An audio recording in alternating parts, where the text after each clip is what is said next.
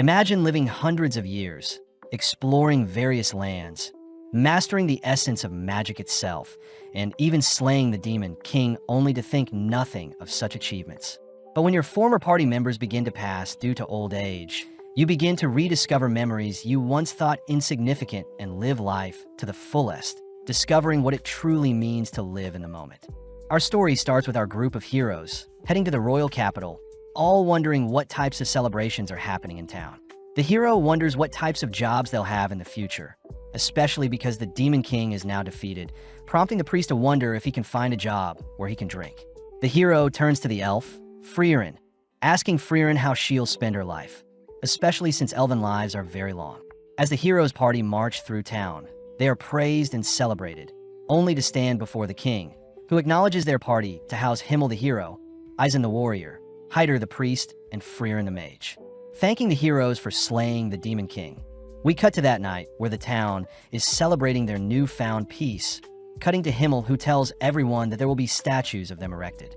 As Frieren mocks the town for only giving them 10 copper coins when they first started their adventure, Hyder states that everything is now behind them, and instead, they should celebrate. As the gang gaze off into the night sky, they all acknowledge that it's been 10 years since they started adventuring, reminiscing on their first day, where Himmel and Eisen were almost executed for bad-mouthing the king. They also remember times when Hyder would get so drunk during their adventures and Frieren would constantly fall for the most basic of traps, all erupting in a laughter for only remembering bad memories. Taking a breath, Himmel thanks everyone for the 10 years they spent together, but Frieren wonders what's so amazing about 10 years, reminded that 10 years by human standards is a long time. Just then, they all turn to face the night sky, spotting the air meteor shower that only occurs once every 50 years. As the gang bicker about not getting to see the full beauty of the meteor shower from the city, Frieren utters that she'll take them to a better location next time they see it, making Himmel chuckle, grateful for the memories. The next morning, the party bid goodbye to Frieren, who plans on exploring the Central Lands to collect and learn more spells. As Frieren leaves, the others wonder how old Frieren truly is, cutting to several years later when Frieren has explored different locations, learned many new things, and has achieved many new goals. When Frieren visits a shopkeeper asking for a shadow dragon's horn, the shopkeeper states that shadow dragons haven't been alive for around 20 to 30 years, disappointing as Frieren needs a shadow dragon horn for her experiments. Frieren remembers that Himmel collected a shadow dragon horn in the Demon King Castle, reasoning that she'll visit to watch the meteor shower with everyone whilst also collecting the shadow dragon horn. As Frieren walks through the capital, she's amazed to see everything has changed over the years, only to suddenly hear Himmel's voice. But when she turns around, Frieren realizes that Himmel has grown quite old. Himmel states that it's been 50 years, both sitting down, only for Frieren to ask about the dragon horn. Remembering the memories from collecting the horn, Himmel happily gives Frieren the horn, telling Frieren that although she doesn't treasure the dragon's horn as much, Himmel himself never forgot the time spent collecting the horn. As Frieren heads outside to deliver the horn, she wonders what's the big deal about a lousy dragon's horn, only to head inside, asking Himmel to head out for the meteor shower. As they leave town, Frieren greets Eisen and Hyder, who are amazed to see Frieren hasn't aged one bit, but Frieren is still against Hyder patting her head. Frieren praises Eisen for seeming the same since they last met, something they all know is due to Eisen's dwarf heritage. As they begin to head off, Frieren tells them that the spot she picked out takes a week to travel to, but seeing as this is like the old days, they all gladly follow Frieren. As the gang tells stories over campfire and battle monsters like the old days, they all eventually make it to a lake, where Himmel thanks Frieren for their final adventure together, completely captivated by their final meteor shower together. With some more time passing, Himmel finally passes away, prompting Frieren and the others to attend Himmel's funeral, but Frieren is scolded for not showing any emotions, making her wonder what this strange feeling that is bubbling up inside her. As the day proceeds, Frieren begins reminiscing on her time with Himmel, all whilst watching his casket be buried, only to break down crying, regretting not spending more time to get to know Himmel better. A few days afterwards, Hyder reveals that he'll be heading back to the Holy City, getting one last look at Frieren as Hyder states he'll probably pass away soon due to all the drinking.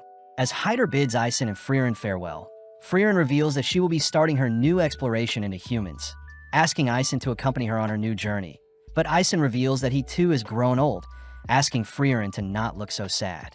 Seeing as there is nothing left, Frieren bids Ison farewell, both heading in the opposite directions, only to cut to 20 years after Himmel's passing, where Frieren is lost in the forest outside the holy city. Just then a young girl appears, asking if Frieren is lost, but when Frieren asks to know where Hyder lives, the young girl takes Frieren to Hyder's home.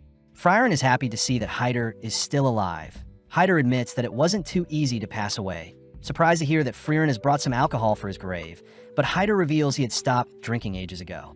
Seeing the adorable girl serve herself and Hyder some tea, Frieren learns the girl's name is Fern, a war orphan from the southern lands. Frieren finds it unusual for Hyder to adopt Himmel's kindness, but Hyder is more curious as to why Frieren is visiting him. Pleased to hear that Frieren just so happened to be visiting whilst on her adventure to learn more about humans.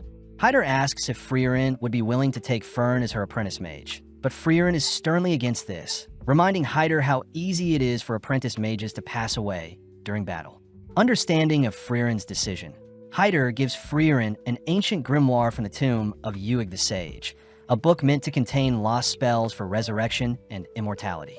Amazed that such a grimoire still existed, Frieren states that it'll take at least 5 to 6 years to decipher the text, but upon hearing this, Hyder utters that he is indeed quite afraid of dying, asking for Frieren to give him the slightest hope for immortality. As repayment for the grimoire, Frieren agrees to teach Fern some spells. Cutting to later that day, where Frieren had finally managed to track down Fern waiting for her on the cliff of a forest, impressed that Fern is able to conceal her mana so well. Fern states that Hyder will give Fern the title of Mage if Fern manages to blast a hole in a boulder across from them, something Frieren praises Hyder for setting Fern. Out of nowhere, Fern conjures a powerful beam of magic, but the beam falls short of reaching the boulder, giving Frieren some motivation to teach Fern, happy to hear that Fern likes magic just like herself. Taking Fern to a nearby waterfall, Frieren tells Fern that long-range magic consists of 3 key factors, these being mana capacity, strength of firing the spell, and the level of the mage itself. When Fern confirms she knows this already, Frieren states that Fern's spell falling short means Fern is lacking in mana and firing strength, something Fern will need to spend time on. Seeing Fern upset, Frieren reminds Fern that her magic control is still very high, something very unique, especially for such a young age. That night, Frieren shares a meal with Hyder and Fern, only to end the night by studying the grimoire. With several years of Frieren training Fern passing by, all 3 spend time together whilst Frieren continues to decipher the grimoire, but having lost track of time, Frieren reports to Hyder that Fern has grown so much in 4 years. With Hyder happy to hear that, Frieren mentions how she'll probably finish deciphering the grimoire before Fern becomes a fully fledged mage. But as Frieren turns to check on Hyder's reaction, she spots Hyder has collapsed. Frieren helps move Hyder to his bed. Hearing Hyder apologize for the trouble, coincidentally asking Frieren to not look so sad. With Frieren promising to decipher the grimoire fast, Frieren first heads out to inform Fern that Hyder has collapsed, asking Fern to halt her training to look after Hyder. Sadly, Fern states that if she stops now, she won't be able to show Hyder how strong she's gotten before Hyder passes, revealing that Hyder was the one that saved her. Flashing back, a young Fern is seen grasping onto a necklace with a picture of her family, wondering if she should take her own life. Out of nowhere, Hyder appears, advising Fern to reconsider her actions as Hyder once had a friend that had passed away. Hyder states that his friend was the epitome of justice, and Hyder had wished that his life was taken instead of his friend. But since his friend is no longer with him, Hyder states that he'll stay alive to ensure the memories of his precious friends' lives on. With the young Fern remembering the memories she had with her family, Fern in the present declares that Hyder had always feared leaving Fern all alone. Therefore, Fern states that she wants to show Hyder she can fend for herself before Hyder passes away. With Frieren understanding Fern's wishes, Frieren states that she'll allow Fern to do as she pleases, heading back to continue deciphering the grimoire. As more time passes, Fern is seen continuing to improve her mana capacity and firing strength, all whilst Frieren finishes up deciphering the grimoire, only to confront Hyder, asking if Hyder already knew the grimoire didn't contain any spells to bring back the dead nor immortality. Hyder reveals that magic for immortality doesn't exist, happy to hear that Frieren now considers for a mage, meaning Frieren can finally take Fern with her on her travels. With Frieren realizing Hyder had tricked her into training Fern, Hyder states that her reward is in the nearby drawer, requesting for Frieren to take Fern and leave by tonight, as Hyder fears his time is almost up. Frieren calls out Hyder for trying to act tough, revealing that Fern has been waiting to say goodbye to Hyder, breaking down as Frieren orders Hyder to spend his remaining time with Fern. As Frieren goes on a walk, Frieren learns that Hyder had saved Fern, knowing that Himmel would have done the exact same thing, leaving Hyder and Fern alone, only to confirm that Fern had managed to reach the boulder. The next day marks the death of Hyder, prompting Fern and Frieren to pour out some booze on Hyder's tombstone, only for them to head elsewhere. With 26 years passing since Himmel's death, Fern and Frieren continue to adventure together, both completing tasks in order to acquire new spells. Their most recent spell produces warm tea, whereas some previous ones involved removing rust from bronze statues and turning sweet grape sour. As the two head to their next adventure, they meet up with an old lady, only to be guided to a disheveled statue of Himmel. The lady reveals that her town was attacked by a monster years ago, but luckily Himmel had arrived and saved them, ultimately leading to a statue of Himmel being erected in his honor. When the old lady mentions how sad it is to see the statue all beat up, Frieren corrects her, stating that it's Himmel's fault for accepting a statue of himself to be made in the forest, something that reminds the lady that there was an elf accompanying Himmel at the time. Without saying any more, Frieren helps clean up the statue, pleasing the lady, but the old lady finds it sad that the scenery around the statue is too plain. Before Frieren can use a spell to grow some flowers, Frieren suddenly remembers Himmel's favorite flower, the blue moon weed. As the old lady takes them back to her home, she's surprised to hear Frieren knows about the blue moon weeds, as they used to grow in a nearby forest, but have since long died out. Seeing Fern acting weird, Frieren asks to see what Fern is hiding, discovering that Fern was trying to hide seed rats in her coat, intending on setting them free. With both girls heading out, Frieren states that they'll be heading to the nearby forest in hopes of finding some blue moon weeds, something Frieren acknowledges is for her own selfish desires.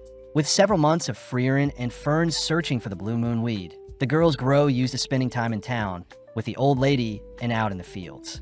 One day, Fern has a chat with the old lady, sad to see that Frieren is fixated on searching for this non-existent flower, even though Frieren could be saving lives. Hearing Fern so intellectually convey her feelings, the lady hands Fern a bag of seeds, asking Fern to tell Frieren how she truly feels. Mustering up the courage, Fern tells Frieren how she feels, prompting Frieren to apologize, as she promises to end her search soon. Fern demands to know when, but Frieren points out that a nearby seed rat has stolen the seed bag the old lady gifted Fern and is leaving behind a trail they should follow. As the girls chase after the seed rat, Fern wonders why Frieren is so fixated on collecting spells, but Frieren states she only started collecting spells because a special someone had complimented her vast knowledge of spells. As both girls stop in front of an abandoned building, Frieren states that seed rats often hide seeds in different locations, but when Frieren spots a blue petal fall from the top of the building, Frieren flies to inspect her findings. Flashing back, Frieren remembers a time when Himmel had told Frieren his favorite flower was the blue moon weed, and had wished he could show Frieren one day. On top of the building, Frieren is amazed to see so many gorgeous blue moon weeds, grateful to finally lay eyes on them. As Fern flies after Frieren, Fern still can't understand why Frieren loves collecting spells, but Frieren reminds Fern that Fern became a mage to impress Hyder, something very similar to Frieren's situation. As the girls return to show off their work to the old lady praises the girls for decorating the statue, but before Frieren leaves, she repays Himmel for his gift in the past. On the 27th year since Himmel's passing, Frieren and Fern are seen visiting a trading city of Worm, where Frieren is asked to split up to restock on supplies. When Fern calls out Frieren for making her buy everything, Fern has a bad feeling when Frieren goes off on her own to buy things, having bought a massive skull in the past, clothes dissolving potions, and even random books. When the two split up, Fern chooses to follow Frieren, fearing their traveling expenses will go to waste, but spots Frieren in front of an accessory store. With Frieren distraught at what to purchase, Frieren ends up settling on something, prompting Fern to continue to tail Frieren. Whilst passing through some alleys, Fern wonders if she should leave Frieren be, but when she overhears that Frieren is planning on buying some desserts, Fern gets jealous, having not had any desserts in months. Following Frieren into a smoky tavern, Fern gets worried that Frieren is lost, spotting Frieren speaking with some scary-looking men. As Frieren leaves the tavern, Fern notices that she's heading back to the inn, rushing to finish off her duties, only to apologize for finishing shopping so late. Brushing that aside, Frieren takes Fern to a dessert store in town, allowing Fern to buy whatever dessert she wants, revealing that she had been saving up money to treat Fern and herself. When Fern asks what Frieren would like, Fern corrects herself, stating that she already knows Frieren wants Merkur pudding, reminding Frieren of her time with the heroes, where Himmel had mentioned that he knows Frieren's favorite dessert is the Merkur pudding. When Frieren feels bad for not knowing much about the others, Himmel mentions his favorite food is an omelet. Eisen's favorite food are sour grapes, and Heider simply loves alcohol. As Fern digs into her dessert, Frieren apologizes for not knowing more about Fern, handing Fern a gift, pleasing Fern as Frieren remembered Fern's birthday. Fern smiles upon receiving a hair ornament, telling Frieren that it's enough of a birthday gift that Frieren remembered her birthday, confusing Frieren. The next day, the two leave the city, but as Fern walks alongside Frieren with her new hair ornament, Fern asks what the end goal of their adventures are. Frieren simply states that she's simply collecting as many spells as possible, but she does want to retrace her memories with the hero party, something Fern is curious about. When Fern walks beside Frieren realizes that Fern is now 16 and taller than her, but gets jealous at how Fern has already outgrown her in other areas. In the Forest of Grobe, Frieren is seen testing out Fern's defensive spells, pointing out how the gaps in Fern's barrier will be her downfall. When Frieren fires multiple projectiles, Fern manages to block with a simple barrier around her body, but ultimately runs out of mana. As the two continue through the forest, Frieren reminds Fern that defensive magic is powerful, but it depletes mana very fast. Therefore, it's best to only cast barriers at the points of impact. As they both cross a river, Fern states that she simply needs to master a single defensive spell, but Frieren scolds her for not reading the book she gave her, as magic theory is just as important as practical applications. Finally arriving at a village, Fern wonders what spells Frieren intends to collect at the village, but Frieren states that she's here for other reasons. Upon approaching some villagers, a village elder immediately recognizes Frieren's white elven hair, leading Frieren to where Qual was sealed. Along the way, Frieren tells Fern that Qual is the Elder Sage of Corruption, a demon that terrorized people for 80 years, up until Himmel and his party sealed him. When Frieren wonders how the Elder knew who she was, the Elder reveals that Himmel would always visit up until his passing, and spoke highly of Frieren, stating that she would take over and watch the seal when Himmel himself was gone. Upon arriving at Qual's seal, Frieren confirms that the seal is indeed weakening, so Frieren will break the seal and defeat Qual the next day. With Fern and Frieren staying the night, Fern deduces that Frieren was the one that sealed Qual, wondering why the heroes chose to seal it over slaying it. Frieren reveals that their party were unable to defeat the demon, as Qual was a powerful mage, having invented the Zoltrak piercing spell, first of its kind that could pierce any sort of defense and destroy the target's body. Legend says that 40% of adventurers and 70% of mages were defeated by that single spell. But hearing something so powerful, Fern wonders how Qual could be defeated, but Frieren reveals such a powerful spell has its downsides. When Fern continues to ask more questions, Frieren scolds Fern for not reading the book she gave her, uttering that Fern will have her questions answered tomorrow. With the big day arriving, the two girls stand before Qual, only for Frieren to warn Fern to be on guard, all whilst Frieren lifts Qual's seal. Glad to be free, Qual learns that he's been sealed for 80 years and that the Demon King had been defeated in his absence. Annoyed, Qual proceeds to cast a Zoltrak, prompting Frieren to instruct Fern to erect a barrier, but when the dust clears, Fern's barrier manages to easily block Qual's killing spell. With Fern demanding to know why her basic barrier was able to block such a deadly spell, Frieren reveals that ever since Qual was sealed away, all of humankind had dedicated resources to studying and defending against the killing spell. After a few years, the humans incorporated said spells into their systems, and as a result, all types of defense magic were improved thanks to the demon. Amazed at what the humans were able to develop in the 80 years that he was sealed, Qual immediately begins analyzing Fern's barrier, noting how the barrier changes depending on the type of offensive magic, meaning the spell consumes a huge amount of mana. As Qual erupts with power, Frieren orders Fern to protect both of them as efficiently as possible, prompting Fern to erect barriers only in the location of Qual's projectiles.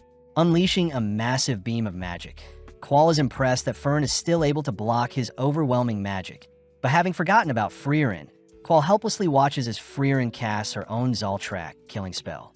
As Qual begins to disappear, Frieren and Fern head back to the village where Frieren is thanked by the village elder, grateful that they can now live in peace.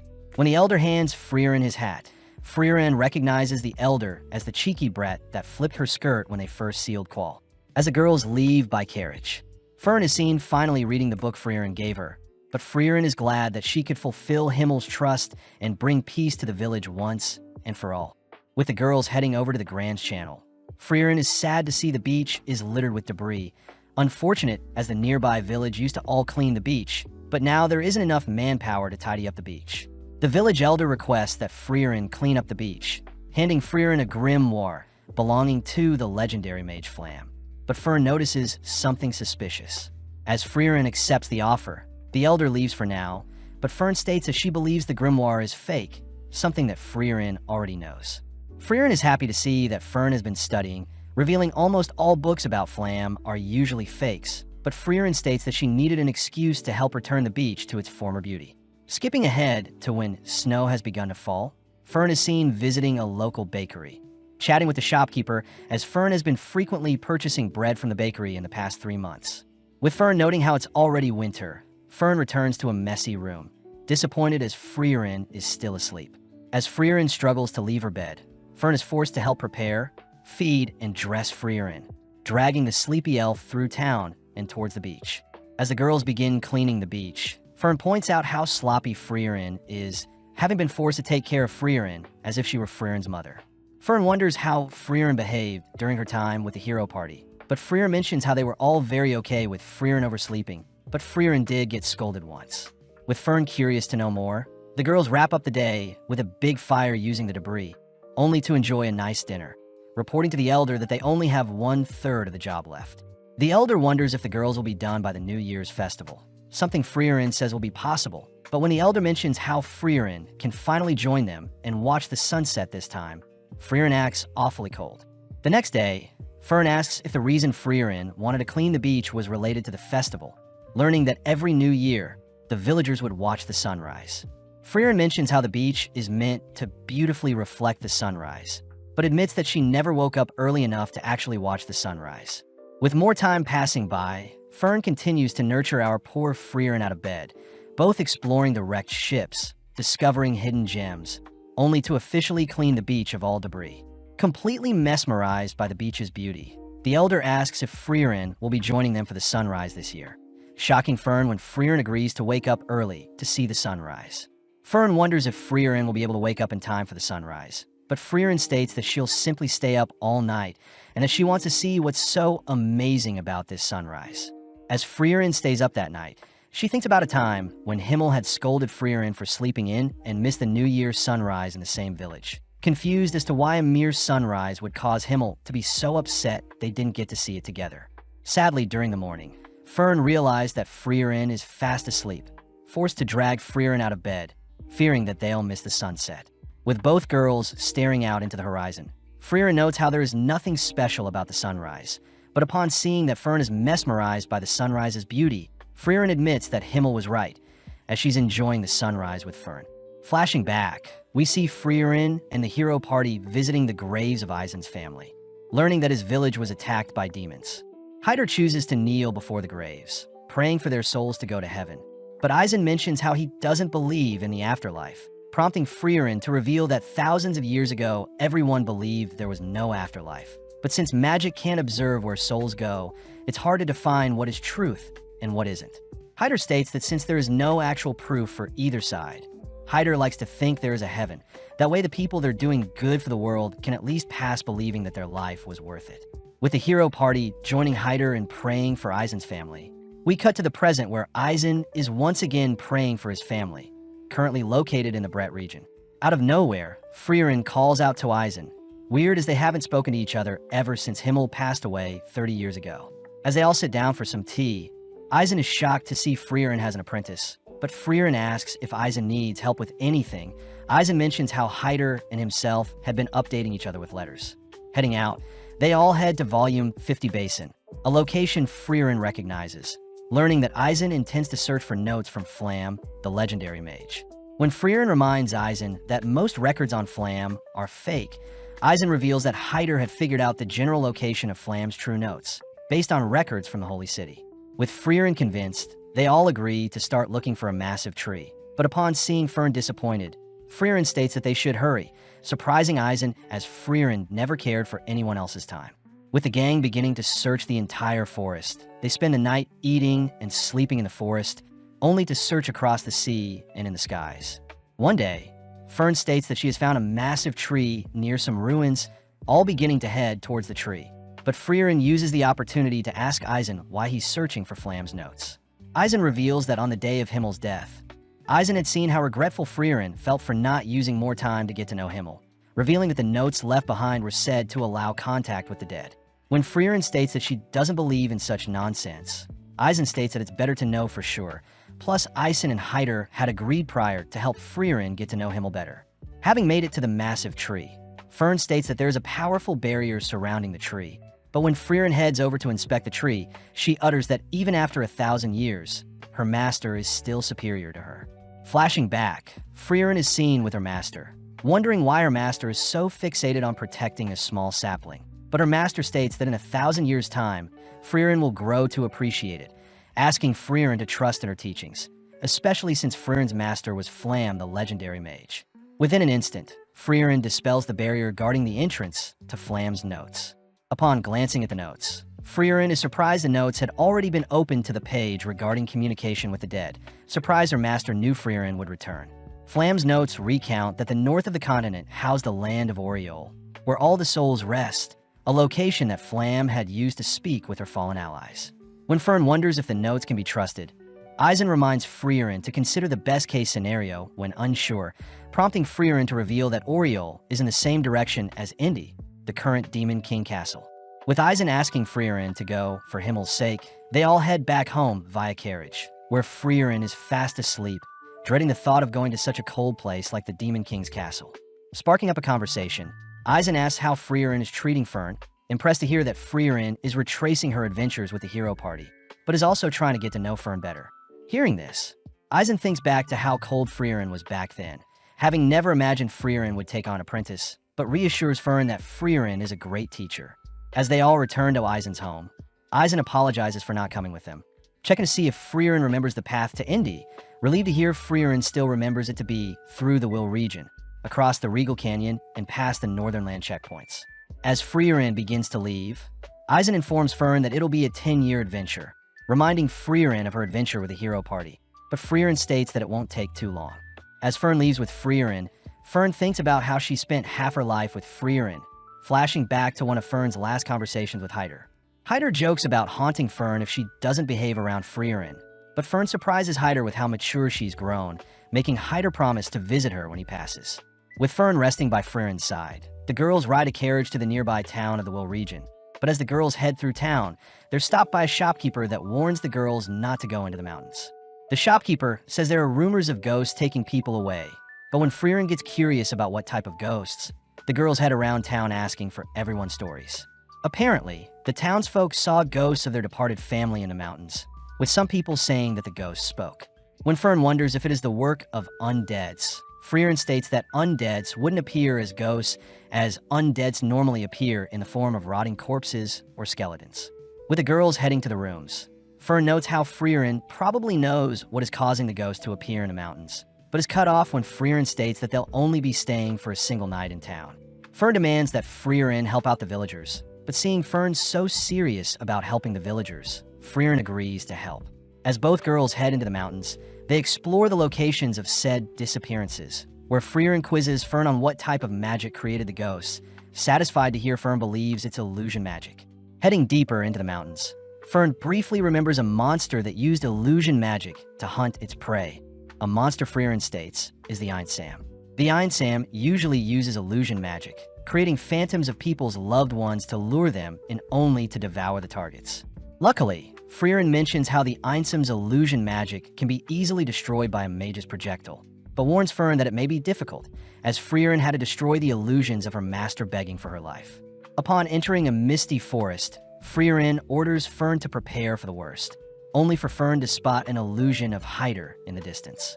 Preparing to destroy the illusion, Fern suddenly hears Heider speak fondly of her, realizing the monster is using Fern's memories to put Fern at ease. When Frieren tries to help Fern out, Frieren suddenly spots an illusion of Himmel, surprised as she was expecting an illusion of her master.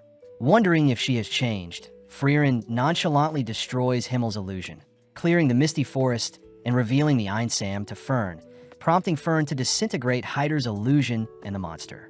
As Frieren reassures Fern that Hyder won't be mad that Fern struck an illusion of him, the girls head into the Regal Canyon, spotting a massive crimson dragon along with its nest, where Frieren spots the grimoire she's been looking for.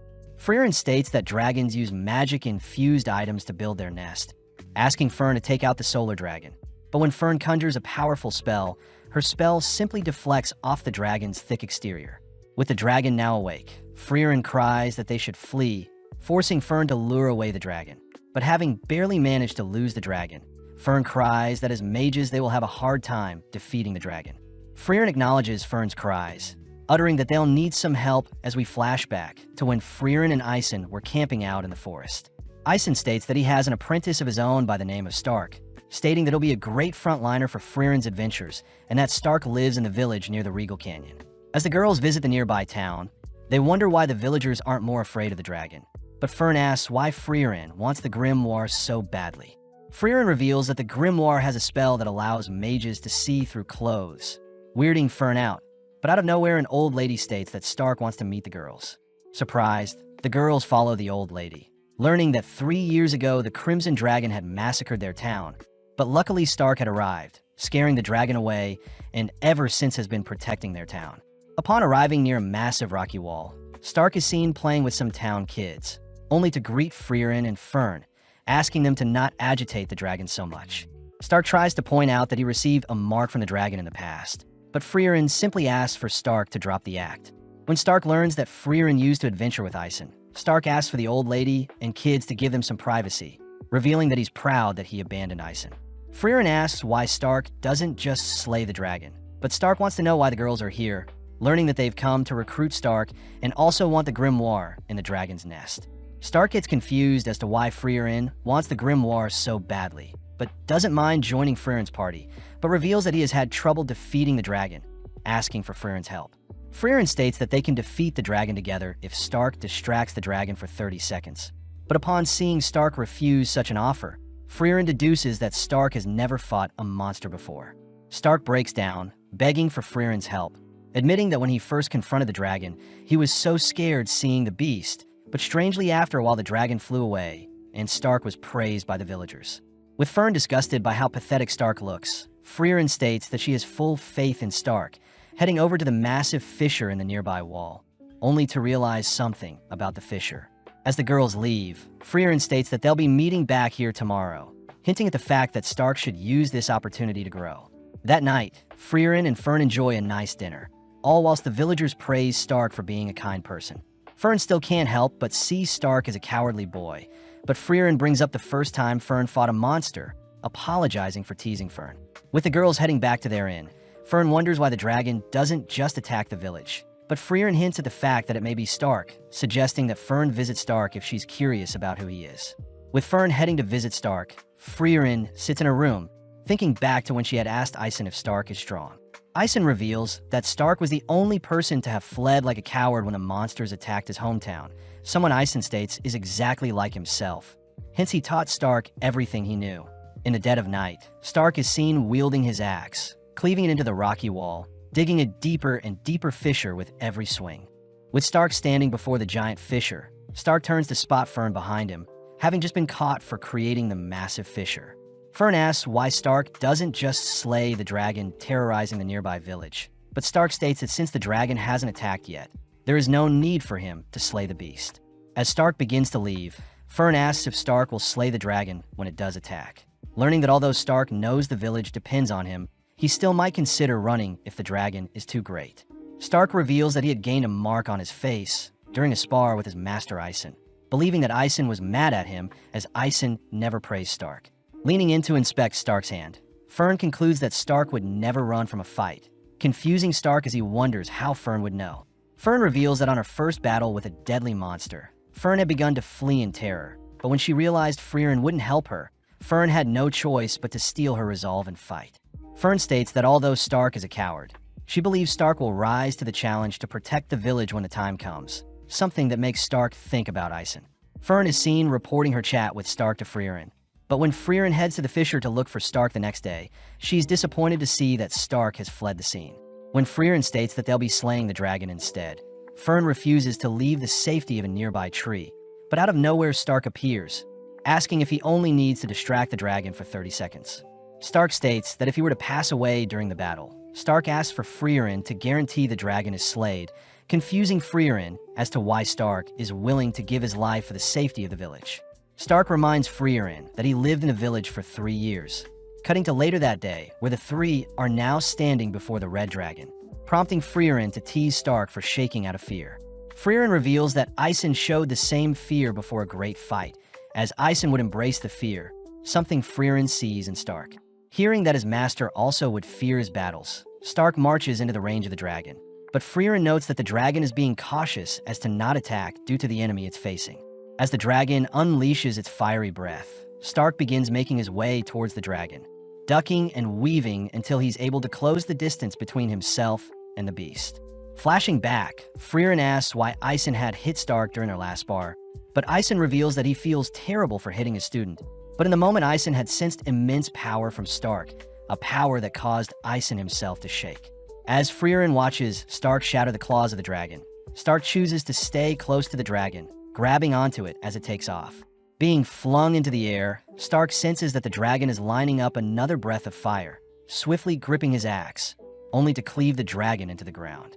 Seeing an opening, Stark cries for Fern and Frieren to finish off the dragon, but Frieren stops Fern from making a move, declaring that Stark had soloed the dragon. Shocked at his own power, Frieren rushes to congratulate Stark on his first battle. But more importantly, Frieren is excited to steal all the loot in the dragon's nest.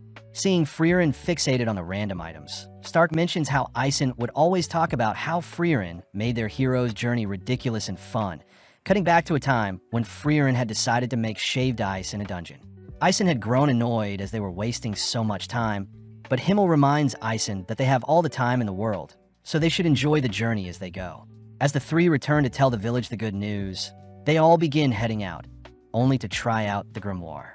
Fern uses the spell to see through Stark's clothes, disgusted that he's so small, but Stark states that he'll be joining Frieren and Fern on their future journeys. In the fortress city of Vol, located in the Regal Canyon, Frieren and gang are refused entry towards one of the northern checkpoints by the guard, hearing that monsters are more active than ever. As the guard heads to chat with the Castellan, they warn the gang not to cause trouble in the town, but Frieren is perfectly okay with staying in town, planning on exploring the magic shops in town.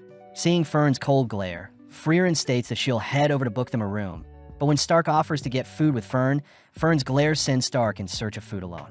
Now alone, Fern overhears that the Northern Army plans to defeat the enemies in 2 years, meaning their checkpoint won't be open for another 2 years. Cutting to Stark, he has entered a familiar tavern, served the Jumbo Berry special dessert, confused as he used to split the dessert with Isen, but now the dessert looks so small. Stark notes how he has gotten bigger, having saw his master's broad shoulders as something to admire, but after some time, he outgrew his master. Out of nowhere, Fern appears, eyeing down Stark's dessert, but instead Fern chooses to order a glass of milk, diligently sitting next to Stark. Fern asks how Stark would feel staying in the city for 2 more years, relieved to hear that Stark thinks it's annoying as well, but Stark gets weirded out by how Fern is acting. Both heading outside to assess the walls, Stark asks if they could simply fly over the gates. But Fern reminds Stark that a barrier has been erected to prevent flying monsters from entering. With no other choice, they head over to the Merchants Guild, but are sad to learn that all trades towards the northern land have been shut down, meaning that they can't sneak out via that way either. Coming up with another idea, the two decide to visit the Black Market and Thieves Guild, using Stark's connections and demeanor to find a solution, but sadly there is still nothing that can be done. As the two stand above the walls, overlooking the view, Fern wonders why Stark is being so cooperative, deducing that Stark has an ulterior motive to leave the walls, but Stark simply utters that he's running out of time. Stark mentions how Isen and himself visited this exact location when he was younger, telling Stark stories about how he visited the northern lands with his hero party and had enjoyed every second of the 10-year journey. Stark reveals that he intends on having a great journey with Fern and Frieren, promising to return and repay Isen with stories of his own before Isen passes. As both return to town, Fern spots Frieren acting strange, cornering Frieren in an alley only to learn that the town's guards are looking for Frieren. Out of nowhere, the same guard at the checkpoint kneels to apologize to Frieren, prompting the Castellan of the city to apologize as well for his guard being so rude to Frieren. When Frieren reassures the Castellan that she wasn't offended, the Castellan believes that Frieren is here to slay the remnants of the Demon Lord's army, permitting Frieren to pass through the checkpoint. But this disappoints Frieren, with the town throwing a massive celebration to acknowledge Frieren and her party's departure. Frieren mentions how she never liked the outlandish welcomes and departures. Stark wonders if this is how Isen felt, making Frieren suddenly remember a similar time when she departed with the hero party, curious as to what parallels will arise next. Flashing back, Frieren is seen walking alongside the hero party, all discussing the validity of Flam's grimoire, especially with the countless fakes and imitations that exist. Waking up early, Frieren spots Stark and Fern making breakfast, shocking Fern as this is a rare scenario. Later that day on the road, the gang were tasked with clearing a path for a merchant, grateful as the road had been blocked off due to a landslide. When Stark sees Frieren's magic, he wonders why Frieren doesn't just carry the merchant's cart over with magic. But Fern is strongly for helping everyone, not just the single merchant.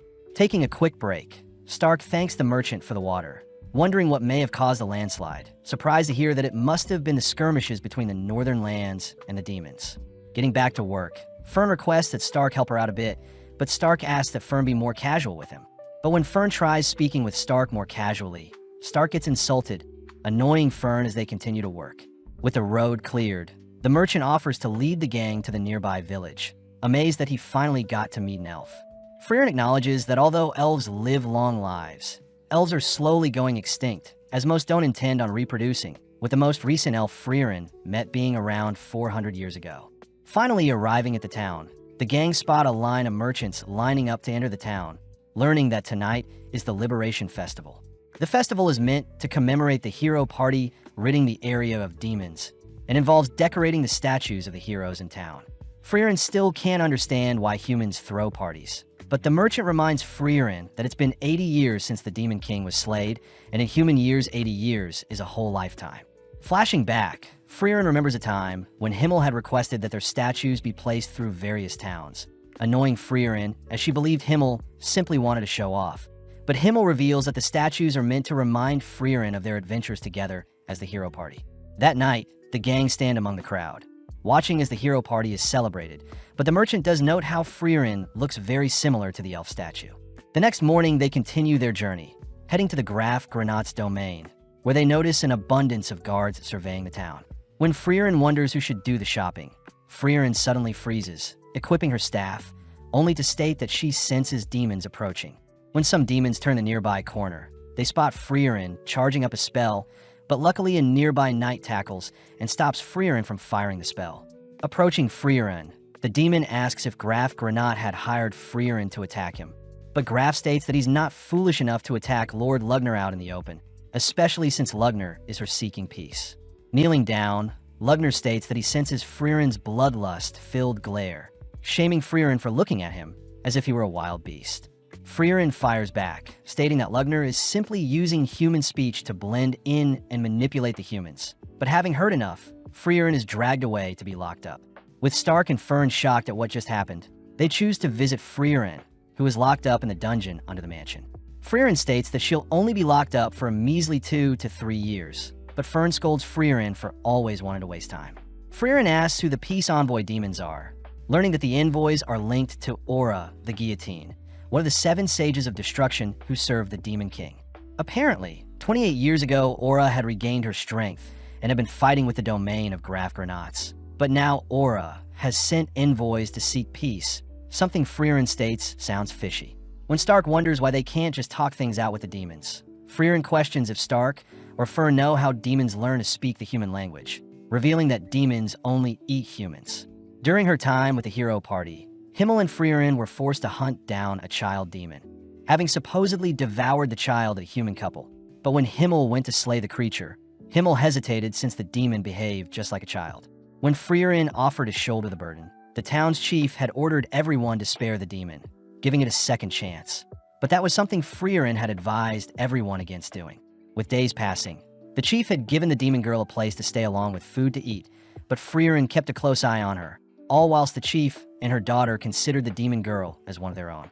One day, the chief's building was burnt down by the demon girl, and the chief ended up passing due to being attacked by the demon. When Himmel demands to know why the demon killed the chief, The demon slowly approaches the couple of the first daughter she ate, offering the chief's daughter as a replacement.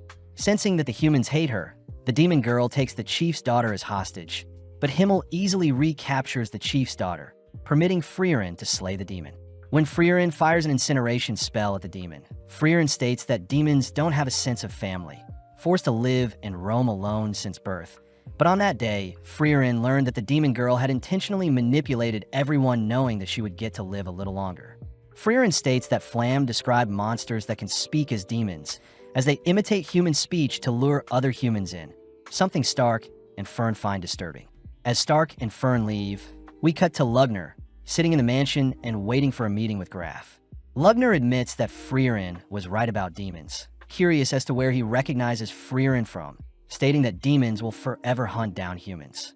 With Frieren suspecting that the town won't last too long, we follow Lugner and his followers enter Graf's son's bedroom, learning that Graf's son was gifted a sword by the king, but had passed away 10 years ago whilst fighting Aura.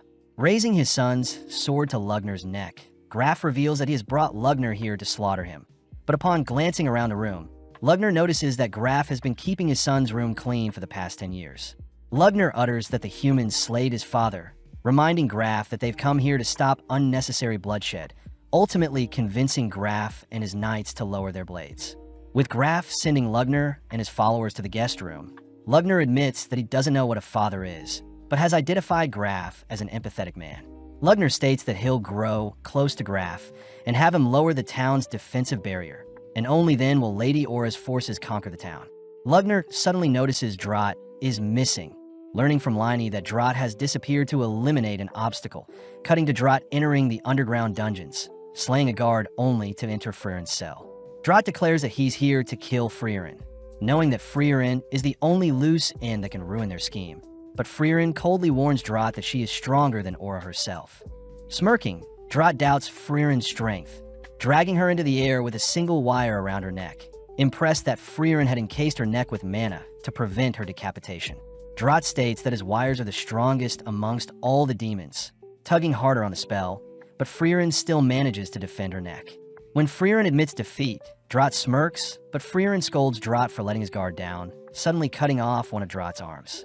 When Drat tries to bind Frieren with multiple wires, Frieren simply severs Drat's other arm, instantly slaying Drat before he can speak. Frieren states that she'll simply slay the other two demons and convince Graf that the demons are evil, but upon exiting her cell, Frieren discovers the guard Graf had dispatched. Cutting to Stark and Fern, they enjoy a nice meal in the peaceful town, both shoveling down their food, as they realize they need to convince Graf to free Frieren before any harm befalls the town. Stark notes how earlier he could sense Lugner's immense power. Pissed that Lugner didn't even pay attention to Stark, as Lugner knew he could dismantle everyone but Frieren in mere seconds. Beginning to shake out of fear, Stark accidentally spills his drink on himself, offered a handkerchief by Fern. As Stark cleans himself up, they both agree that they need to head over to protect Graf in case the demons attack. But when Stark tries to return the handkerchief, Fern prefers Stark keep it. Following Liney and Lugner, Liney reports that she can no longer sense Drat nearby. Curious as to who Frieren is, but out of nowhere Graf and his knights rush into the room. Graf reports that Frieren has escaped, prompting Lugner to offer up Liney's location magic, but Graf refuses, asking where Drat is. When Lugner tries to come up with an excuse, Graf has his men surround Lugner and Liney, revealing that he knows Frieren is a powerful mage, demanding once more to know where Drat is. With no other option, Lugner draws his own blood, instantly decapitating all the knights in the room, only to turn his attention to Graf.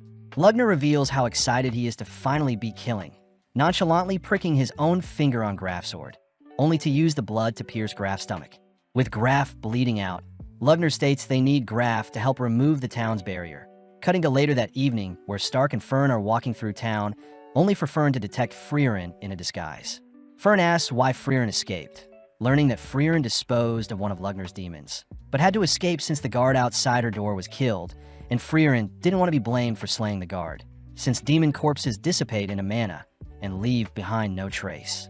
Frieren states that she'll be leaving town, but Fern and Stark remind Frieren that there are still demons in town, making Frieren suggest that Fern and Stark handle the demons in town.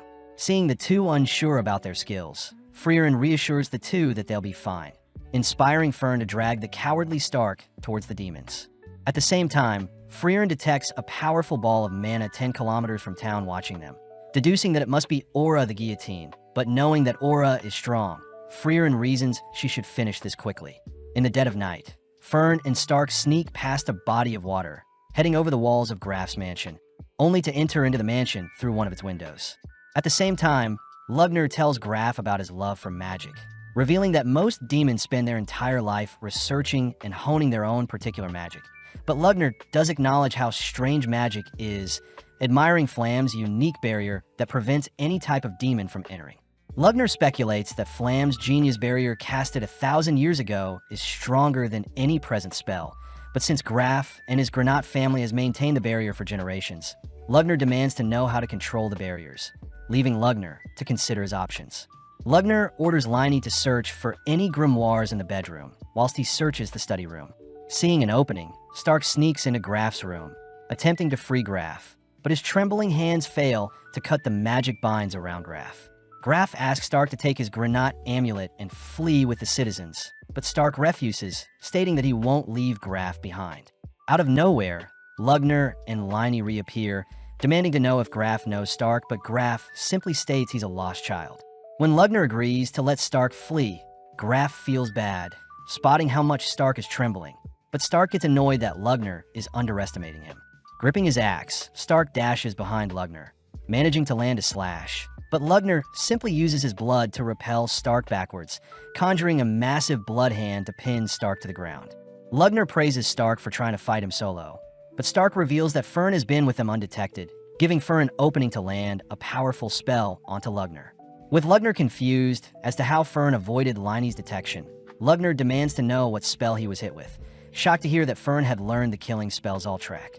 Lugner utters the ordinary demon Zultrak. Spell shouldn't have damaged him so badly. But Fern ignores his stalling, preparing to finish off Lugner, but Liney steps up to fight. Stark reasons that they should get Graf some help first, both fleeing with Graf for now, but Lugner reveals that his blood is on Fern and Stark, so they can chase them after he's healed up. Liney offers to hunt them down herself, but Lugner reveals that Fern's Zultrak spell has been modified to a demon-killing spell, a modification of Zultrak that specializes in slaying demons. Seeing Fern's silhouette earlier, Lugner remembers an elf by the name of Frieren, being the person that helped analyze the initial Zultrak spell, but was also granted the title, Frieren the Slayer, for most demons slayed in all of history.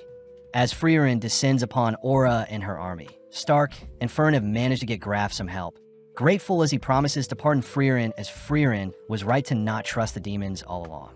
Stark gets excited as Frieren can now roam through town freely. But Graf hears that Frieren was the elf from the original hero party, disgraced to have imprisoned one of the saviors of his family's land.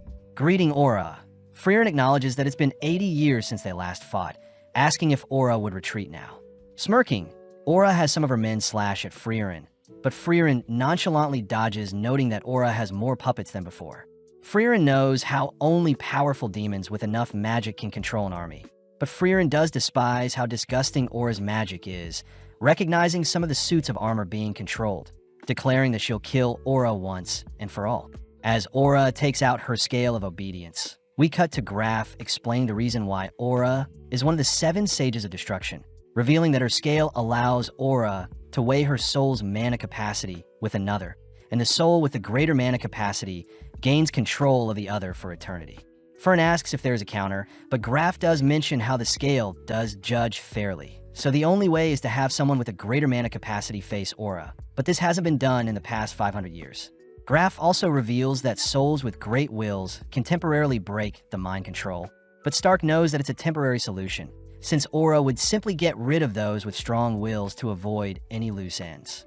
As Frieren continues to dodge and evade Aura's army, Aura grows amused seeing Frieren dancing around, but Frieren enchants her staff, immediately freeing the men around her from Aura's curse.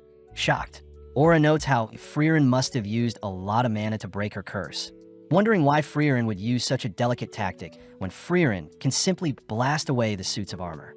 Frieren reveals that Himmel had scolded Frieren in the past for harming the cursed armors. Therefore, Frieren will make sure to wipe out Aura for good. At the same time, we hear the priest reassure everyone that the church they are in is protected by a strong barrier, giving Stark a reason to head out. Stark states that it won't be long before Lugner and Liney recover, and seeing as they are no match for the demons anyway, Stark states he'll go and seek Frierin's help. At first, Frieren gets annoyed at how cowardly Stark sounds, but after some thought, Frieren agrees to help evacuate everyone while Stark goes to get Frieren. On the town walls, Stark hands Frieren Graf's amulet that'll help convince people to work with her. But when Frieren feels bad seeing Stark all bloodied up, Frieren suddenly realizes something, tossing her blood-stained coat over the wall. Detecting that someone else's blood is on Stark, Frieren is suddenly pinned to a nearby wall by Lugnar's blood, all whilst Lyney rushes Stark, conjuring an axe only to isolate Stark. Stark demands to know why Lyney moves like Eisen, all whilst Lugnar apologizes for not killing Frieren instantly, mocking Frierin's grin as he states that demons can conceal their mana as well.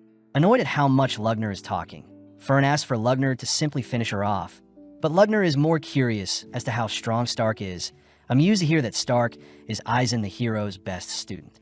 Lugnar also demands to know where Frieren is, not convinced to hear that Frieren simply fled town, knowing that Frieren wouldn't simply leave knowing there's still demons in town. As Lugnar racks his brain, he suspects that Frieren will be dealing with Aura, but Frieren suddenly calls for her staff, setting herself free, only to demand Lugnar not move. Frieren states that Lugnar is arrogant, believing that no other human but Frieren is worthy of facing him. But when Frieren states she'll blast a hole through Lugnar's body, Lugnar welcomes Frieren to try. Flashing back, Frieren and Frieren are seen finishing off some demons, making Frieren ask how she compares to Frieren. Frieren states that Frieren's mana and technique will never be able to reach Frieren's level, since she has lived much longer than Frieren. But Frieren admits that Frieren's cast speed surpasses her own. As Lugnar turns around, Frieren manages to fire off a spell, surprising Lugnar, as he would have died if he didn't move first. Seeing as Lugnar protected his heart, Frieren deduces that a demon's heart is their weak point, only to spot Lugnar releasing an array of blood. Following Lyney and Stark, Lyney mentions how disappointing it is that Stark is already defeated, but gets excited seeing Stark refuse to stay down. Even though Lugnar has greater control of his magic, each attack Lugnar makes, Frieren manages to evade and counter. Seeing as he's being overwhelmed, Lugnar attempts to exhaust Frieren's mana. But as Lugnar notices Frieren slowly chipping away at his defenses, Lugnar orders Lyney to finish off Stark and help him out. Lyney gets annoyed at how passive Stark is, managing to land a deadly slash to Stark's eye. But Stark is more curious as to how Lyney knows Eisen's fighting style. Lyney reveals that she can copy any movement once she has seen it, replacing her axe with a sword, only to dash forward. With Stark continuing to defend, Lyney once again exchanges her sword for a spear, tossing the spear toward Stark only to scare Stark when Lyney barely scrapes Stark's neck with a dagger. Lyney says that she recognized Stark's movements to be similar to the great hero Eisen, leaping over Stark only to cleave down with an axe. Since Lyney is a perfect copy of Eisen, Stark knows he'll eventually lose, ultimately failing to defend, only to be slammed into the ground. As Stark's body lays limp, Lyney heads to assist Lugnar, but Stark is still barely conscious, remembering his time training with Eisen. When Stark states that he'll never be as strong as Eisen, Eisen says he agrees, but instructs Stark to continue to get up and never falter against strong warriors. That way Stark will never truly be defeated. With Stark forcing his body up, Lyney advises Stark to stay down, but Stark states that he's still not done, remembering that Eisen's slashes were far stronger than Lyney's.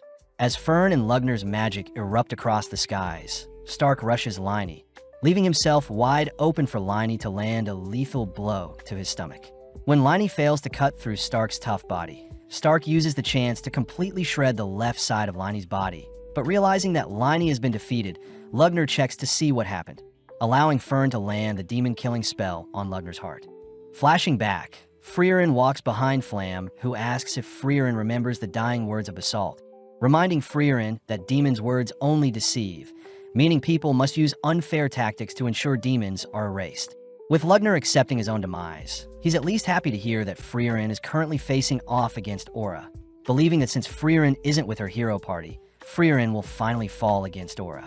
Hearing this, Frieren states that Frieren will win, but not in an honorable way, surprising Lugnar as he believes Frieren to be an honorable elf. Barely able to manipulate his blood, Lugnar finds it weird that Frierin's mana output is so low compared to his, suddenly realizing the underhand tactics Frieren used to defeat Lugnar. But Frieren doesn't waste time silencing Lugnar. Cutting back, we see Flam stumble upon a ruined village, saddened to see that demons had raided the village, and all that's left is Basalt the Throne's Shell, a once leader in the Demon King army. Spotting a single person alive in the village, Flam asks a younger Frieren if she was the one that slaughtered all the demons, amused to sense Frieren's overflowing mana capacity. Flam scolds Frieren for facing the demons head-on, reminding Frieren that she should fight with surprise attacks. But before Flam can leave, Frieren states that Flam and herself are pretty alike, able to sense that Flam has an even greater mana pool than herself. Impressed, Flam begins carrying Frieren on her back, declaring that Frieren will be her apprentice moving forward, but Frieren refuses. Flam reminds Frieren that she'll probably die if she's left alone, suddenly sensing that they're being followed by even greater demons than Basalt. Flam notes how the demons concealed their mana, preparing for a sneak attack, but upon realizing that Frieren and Flam were mages, they chose to pridefully reveal themselves. The demons order Flam to leave the elf behind, but seeing as she has no reason to refuse, Flam sets Frieren down, but reminds Frieren that the demons are very cocky and proud. In an instant, Flam lets out an explosion, completely wiping away the demons, shocking Frieren as Flam had concealed her true mana output, only to surprise and slay the demons with her true power. Flam admits that the tactic is quite frowned upon, but taking Frieren home, Flam is happy to see that Frieren is recovering quite quickly. Heading through a forest, Flam and Frieren both reveal that they despise demons, having both lost their loved ones to demons, but they also both love magic. Flam suggests that only the two of them should become cowards when it comes to magic, instructing Frieren to first cut down her mana output to only 1/10, impressing Flam to see Frieren learn very fast. Flam says that they'll go over the basics first, instructing Frieren to continue to mislead demons for the rest of her life. But as we cut back to Aura, she realizes that Lugner and Liney have been dispatched. Frieren utters that Aura has failed her mission, prompting Aura to settle for taking Frieren's life, unveiling her scale of obedience as Aura knows Frieren has drastically depleted her mana during battle. Frieren knows the scale will force the person with a lower mana capacity to bend to the will of the greater mana holder, commending Aura for exuding an overwhelming mana pool, having lived and trained for 500 years. Frieren does admit that it appears that Aura has the greater mana pool, but mentions how demons are incapable of suppressing their mana pool, flashing back to when Frieren had asked Flam why that is so. Flam states that demons are quite simple creatures, just like how humans use wealth to show status. Demons use their mana output to show dominance over other demons. Flam does note how demons will temporarily conceal their mana to hide their intentions, but during battle demons have no reason but to flaunt their overwhelming mana, something Frieren hears she can use against the demons. Having been 3 years since they met, Flam is happy to see that Frieren had easily been able to conceal her magic consistently. But in a blink of an eye, another 50 years pass by. Having a private chat with Frieren, Flam is happy to have taught Frieren all she knows, wondering if one day Frieren may be able to slay the Demon King himself.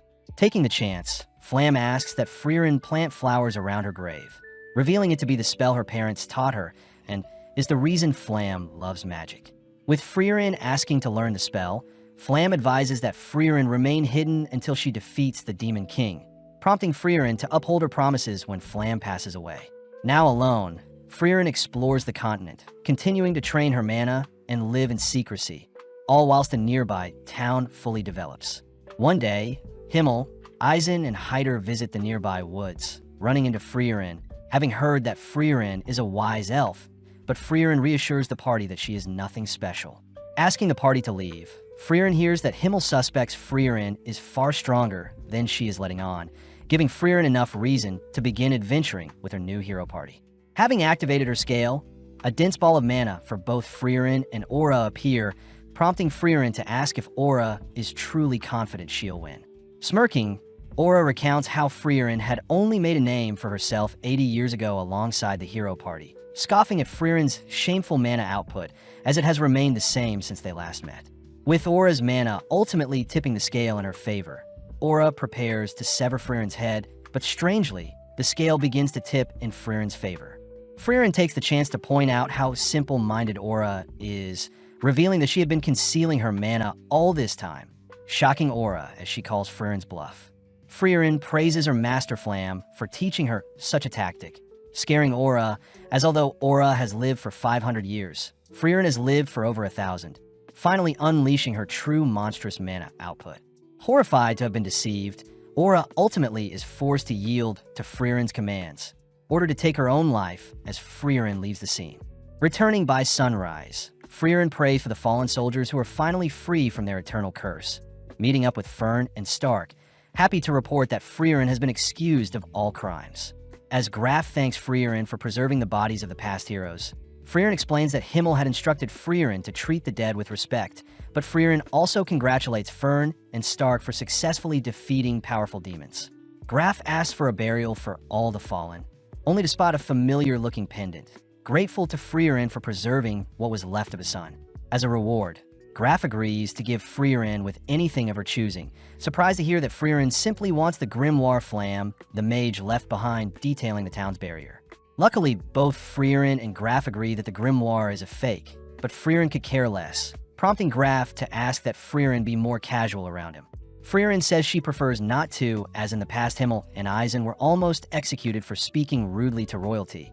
But this reminds Stark that Graf had threatened to execute him for speaking casually earlier, comedically fainting at the sight of a lumberjack appearing in the room. Luckily, Graf reassures everyone that he doesn't take offense to being addressed casually, reminding Frierin and her party that the town knows of their heroic feats and wants to celebrate their accomplishments.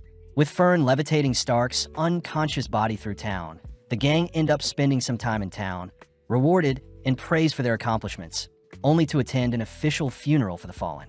Having spent enough time in town, Frierin and her party begin heading out, escorted by Graf himself, warning Frierin that their next destination with the Northern Plateau is quite dangerous.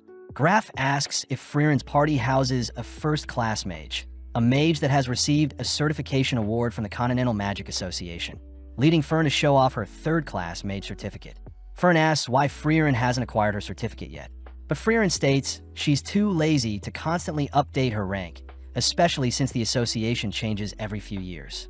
Frierin shows off her old holy emblem, but Graf suggests that Frierin visit Oberst in the Northern Lands, the largest magical city, to take the first-class exam. Graf says the gang can make it to the city if they head over the Schwer Mountains, wishing Frierin and her party the best for the future, and promising to never forget what Frierin did for their town. Heading towards the mountains, our trio realize that it's beginning to snow, prompting Frierin to reveal that during the previous war with the Demon King, it was ultimately the cold winter conditions that claimed the most lives. Sadly, as the gang begin venturing on, they get lost in a snowstorm, leading Stark to faint in such poor conditions. Knowing that he'll be blown away with transportation magic, Fern is forced to drag Stark along, all heading towards an emergency shelter at the foot of the mountain. Relieved to see the shelter still standing, Frierin opens the door to a strange man exercising whilst half naked, terrifying Fern as she is afraid the man is a pervert. Defusing the situation, the man reveals that he too is an elf, having been 300 years since he saw one of his kind. Grateful that Fern started a fire, the man introduces himself as Kraft the Monk, amazed to hear that Frierin is traveling to Oriol, also known as Heaven. Just then, Fern states that Stark's body is getting colder, cutting to Stark's perspective where he's dreaming of a massive jumbo berry dessert, only to awaken to see Kraft sharing a bed with him. Terrified at first, Stark suddenly realizes how refined Kraft's body is, having never heard of Kraft before, but it's apparent that Kraft is quite skilled. Asking Stark to remain in the shelter, Kraft, Frierin, and Fern head out to retrieve Kraft's frozen supplies, grateful to have mages to help unfreeze his frozen carriage. Kraft takes the chance to learn more about Frierin, impressed to hear Frierin used to be in the hero party, but Frierin refuses to reveal any more about her past. Forced to wait out the storm, the four end up sharing meals and spending time together, cutting to 6 months later where the blistering cold winds have finally died down. Kraft is seen carving a pendant for Fern, happy to hear that Fern is religious as well. Frierin asks why Kraft believes the world has a god, especially since the god of creation hasn't shown herself ever, but Kraft says he used to be a non-believer as well. Sadly, when all the people that once knew Kraft had passed away, Kraft had left his faith in the hands of God, reminding Frierin that once someone passes away, their legacy will be sealed. Therefore, Kraft asks that Frierin open up about her past. That way he can pray for her if she ever disappears. Flashing back, we see Himmel and Eisen playing with the orphans of a newly opened village. But off to the side, Frierin voices how surprised she was when she heard Hyder funded the orphans' reconstruction himself. Amused, Hyder reveals that he too was an orphan, asking to learn more about Frierin's past. That way he can pray for Frierin's future. Frieren sadly refuses to share anything, believing that her life has been very boring. But Hyder reveals that he knows Frieren has been concealing her mana permanently, something Hyder knows only exceptional mages are capable of. Hyder adds that he wants to learn more about Frieren, in case he has a mage daughter, putting a smile on Frieren's face as she tells Kraft that she already has someone that has prayed for her. Relieved to hear so, Kraft prays that Frieren reunite with her friends in heaven, heading off as Kraft states that Frieren and himself will hopefully meet in the next few centuries, officially parting ways. Trudging through the piles of snow, Frieren ends up falling asleep, worrying Fern as she wonders if she should allow Stark to carry her precious master. In Frieren's dream, she remembers the time when herself and the hero party first set out, annoyed to have only received 10 copper coins to kickstart their adventure. Motivated to earn lots of money through their adventures, Himmel unsheathes his hero's blade, but sadly Hyder says the blade is a replica. Himmel had received the replica from saving a merchant, and decided to become a true hero when a young Hyder accused Himmel of only ever being a fake hero. With Himmel declaring that he'll one day acquire the real hero's sword, Frieren suddenly awakens from her dream, instructing Fern to head north towards a nearby village. Seeing as Frieren is still unable to walk, Fern soldiers on with Frieren on her back, refusing to allow Stark to carry Frieren. Seeing as the storm has died down, the gang arrive at the nearby village of the sword, greeted by the 49th village head, someone that is younger than expected. The chief mentions how unfortunate that a nearby cabin was destroyed, most likely due to the lord of the cabin, but Stark recognizes the village as the location that used to protect the hero's sword. Stark remembers that there was a sword that remained in a stone for centuries, up until Himmel himself drew the sword, a blade that would only accept a true hero. Heading to warm up in a nearby cabin, the chief cries that Frieren was meant to check on them every 50 years, but Frieren reasons that a checkup every 80 years would be fine as well. Seeing as the town is in dire need of monster extermination, the gang head out the next day, slaying some nearby snow beasts. Fern wonders why the village didn't hire any adventurers to help with the extermination, but Frieren utters that it's due to Himmel being the hero, prompting Stark to leap onto a pack of monsters gathered at the front of a cave, shocked to discover what is inside. Before Stark can ask Frieren about what is in the cave, the Lord appears from the snow, squashing Stark, but Frieren realizes that the Lord has gotten weaker over the years. Before the Lord can attack Frieren, Stark appears, severing one of the creature's arms, prompting Fern to cast a barrier to protect Frieren from the creature's second claw. Pleased by her students' attacks, Frieren decimates the Lord with one single spell, fulfilling her duties. Heading over to Stark, Stark asks to know why the hero's sword is still in the stone, but Frieren utters that the sword's aura is attracting the monsters, but a barrier is protecting the monsters from claiming the sword. Seeing as Stark is more curious as to why the sword is still here, Frieren gets permission from the chief to tell the truth, revealing that Himmel actually failed to draw the sword from the stone. Even after failing, Himmel promised to slay the Demon King, fulfilling his promise and ultimately became a true hero, even without the magical sword. Fern wonders why people would lie about Himmel retrieving the sword, but Frieren reminds everyone that a hero doesn't need embarrassing stories staining their legacy, and is meant to be a pillar to shape and inspire future generations. As everyone leaves the scene, Stark can't help but stare at the blade, suddenly remembering a flashback, only to cut to later that day where the gang prepare to depart, promising to return in 50 years' time.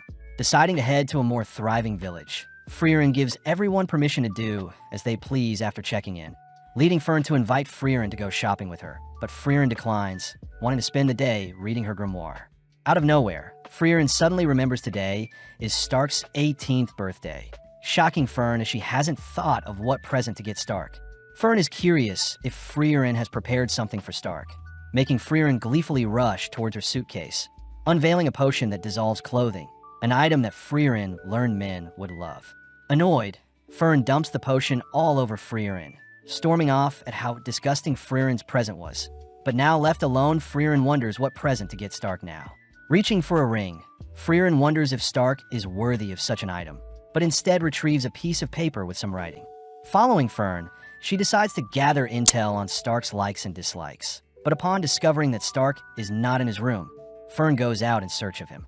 Asking around, Fern is surprised to hear Stark has already been helping out the villagers, ultimately locating Stark gazing out into the view.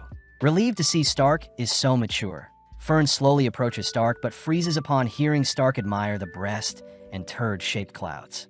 Calling out to Stark, Fern glares at Stark for being so childish, but asks if Stark would like to go on a walk with her. Seeing Fern so quiet, Stark wonders what he may have done to upset her, but Fern begins panicking, wondering how she can find a gift for Stark without being suspicious. Not wanting to stress too much, Fern simply asks what Stark would like for his birthday, but gets irritated seeing Stark so confused as to why Fern is willing to get him a birthday present. Annoyed, Fern storms off, but is shocked to hear that Stark never received a present from Eisen nor his family, as Stark says they didn't care about him. Stark reveals that his family was a group of warriors, flashing back to when Stark's father scolded the village warriors for being so weak, asking them to be more like Stoltz, uninjured and cold-blooded. Stark's father reminds Stoltz that he's the strongest in the village, compared to Stark, who has no talent and hasn't even slayed a monster yet. Even though his father didn't want Stoltz around Stark, Stoltz chose to spend time and train Stark. Sadly, when a demon attacked his village, Stark was the lone survivor, having fled when everyone else fought for their village.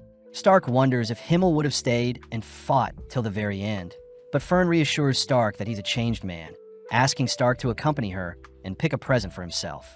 Settling on a silver bracelet, the two return to Frieren, who has served up some massive hamburger steaks, something that pleases Stark, as he wouldn't receive any gifts from Eisen, but would receive a hearty hamburger steak meal during his birthdays.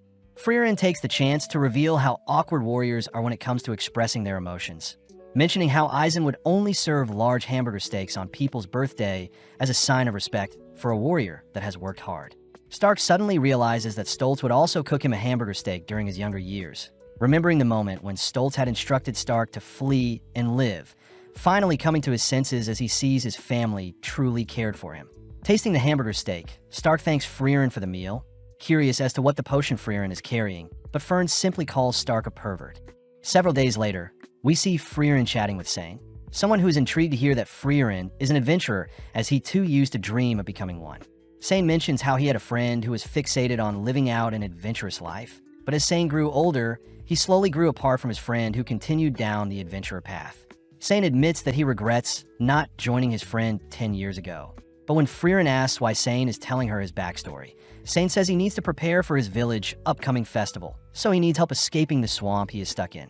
Contemplating if she should help save Sane, Frieren fears that she'll get dirty in the process, but as Fern joins them, the girls help Sane out and end up escorting him back to his village. Grateful for the help, Sane offers to guide Frieren and the gang around town, but Frieren says they need to head to a bigger town to restock supplies. With the gang departing, Sane warns the gang to beware of venomous creatures. But not even a few minutes later, Stark is unfortunately bitten by a venomous creature whilst trying to pick some fruits. Immediately bleeding from the nose, Frieren tries to identify the poison, but admits that she doesn't have any spells to do so. Seeing as Fern can't use her flying magic for too long, Frieren reasons that they'll head back to the small village, but Stark says he doesn't feel weak whatsoever. Frieren does mention that Eisen used to brush off various poisonous arrows all the time, but upon hearing that 20% of adventurers pass away due to poison, Frieren and Fern rush Stark to the nearby village. Having made it to a nearby church, the father of the church sadly reports that he can't save Stark, calling out to see if his brother could help. Revealed to be the man from earlier, Sane recognizes Frieren and her party, instantly curing Stark of his poison. Having returned the favor for rescuing him earlier, Sane heads out to help out at the plaza, but Frieren is curious as to who Sane is. Frieren notes how Sane's brother has been recognized as an outstanding priest by the royal capital and given a necklace to prove so. And even he couldn't cure Stark's poison, but for some reason Sane nonchalantly could. Sane's brother recognizes Sane to be a genius, revealing that he knows about Frieren, having been gifted the necklace by Hyder himself. Sane's brother notes how Sane's spark has left him ever since he became a priest, but wanting Sane to live a more fulfilling life. Sane's brother asks if Frieren would be willing to take Sane on their adventures. Having a team meeting, Stark is all for having a priest accompany them, but seeing as Frieren and Fern are hesitant on the idea, Stark takes matters into his own hands, heading to invite Sane to their party. Upon heading downstairs, Stark spots Sane indulging in some alcohol, smoking, and gambling. Ironic since Sane is meant to be a pure priest, but Sane gets intrigued hearing Stark invite him on their adventures, agreeing to join Frieren's party if Stark can beat him at gambling. As Frieren enjoys her nap, Fern suddenly wakes Frieren up, having heard Stark cry for help. But as they rush outside, they spot a naked Stark along with a naked Sane, both robbed of their belongings by some elders in the village. Sane takes the chance to refuse Stark's offer to join Frieren's party, knowing that it's already too late for someone like him. But this reminds Frieren of the time when Himmel had asked Frieren to join their hero party. Having also refused the invitation, Frieren had told Himmel that she wasn't qualified and scared of fighting the Demon King since she had stopped slaying demons for 500 years. But remembering Himmel's words, Frieren orders Sane that he still has the choice to change his future. With Sane still refusing to join, Frieren admits that she despises Sane, but that is also the reason why Frieren will be forcing Sane to join them. At the same time, Fern manages to retrieve the boys' items from the elders, returning Stark and Sane's items, only to storm off. Having another meeting, Fern voices how disgusting it is that people gamble, but Frieren does admit that Sane has the chops to become an adventurer.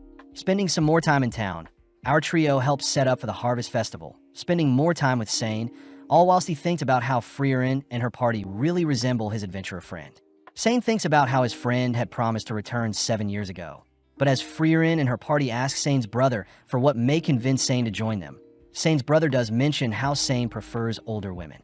Spotting Sane nearby, Frieren announces herself as an older woman, having lived over 1,000 years, but Sane states that Frieren's features don't attract him whatsoever. Having no choice, Frieren unveils her secret seduction technique, blowing a kiss for Sane, but Sane gets weirded out. Shocked to see that Fern and Stark have been seduced, they learn that Frieren's kiss had once knocked out Himmel. But having had enough, Sane states that he refuses to join their party. Frieren tries bringing up Sane's friend as a way to convince Sane, but Sane states that his friend is probably dead by now, having gone missing for 10 years already.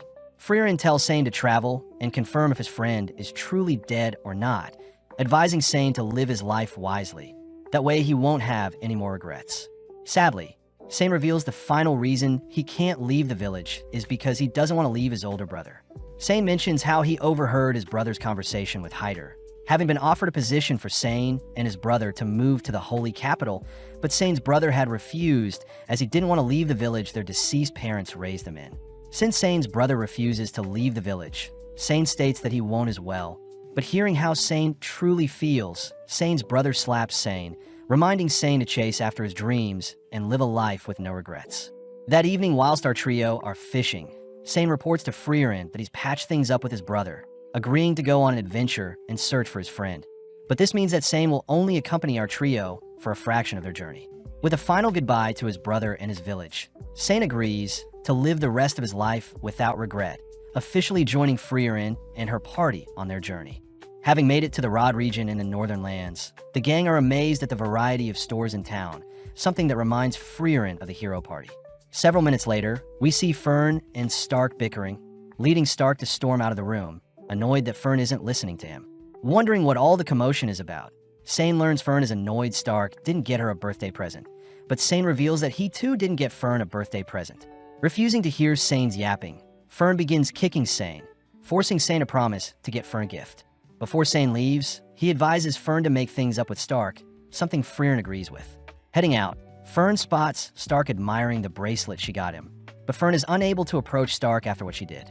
At the same time, we see Sane eyeing a pouch with a butterfly, only for Fern to appear, complimenting Sane on knowing what she likes. When Sane asks if Fern has apologized to Stark, Fern admits that she couldn't, but Sane deduces that Fern doesn't hate Stark, but that she actually doesn't know how to speak with boys her age. When Sane asks Fern to pick a gift for herself, Fern refuses, making Sane smile as he chooses a pouch for Fern. Sane reminds Fern that Stark isn't the smartest person in the world. Plus, it was a joint effort when Fern bought Stark a gift on his birthday. Seeing Fern slowly realize she was in the wrong for lashing out earlier, Sane hands Fern her gift, advising Fern to go pick a gift with Stark for her birthday, and that Stark will only know how she feels if she tells Stark outright. Grateful for the advice, Fern starts by apologizing to Sane for kicking him earlier, only to head to Stark's location before sundown. Before Fern can say anything, Stark admits that he wanted to buy a gift with Fern since he didn't know what she would like, amusing Fern as she apologizes for being too harsh earlier.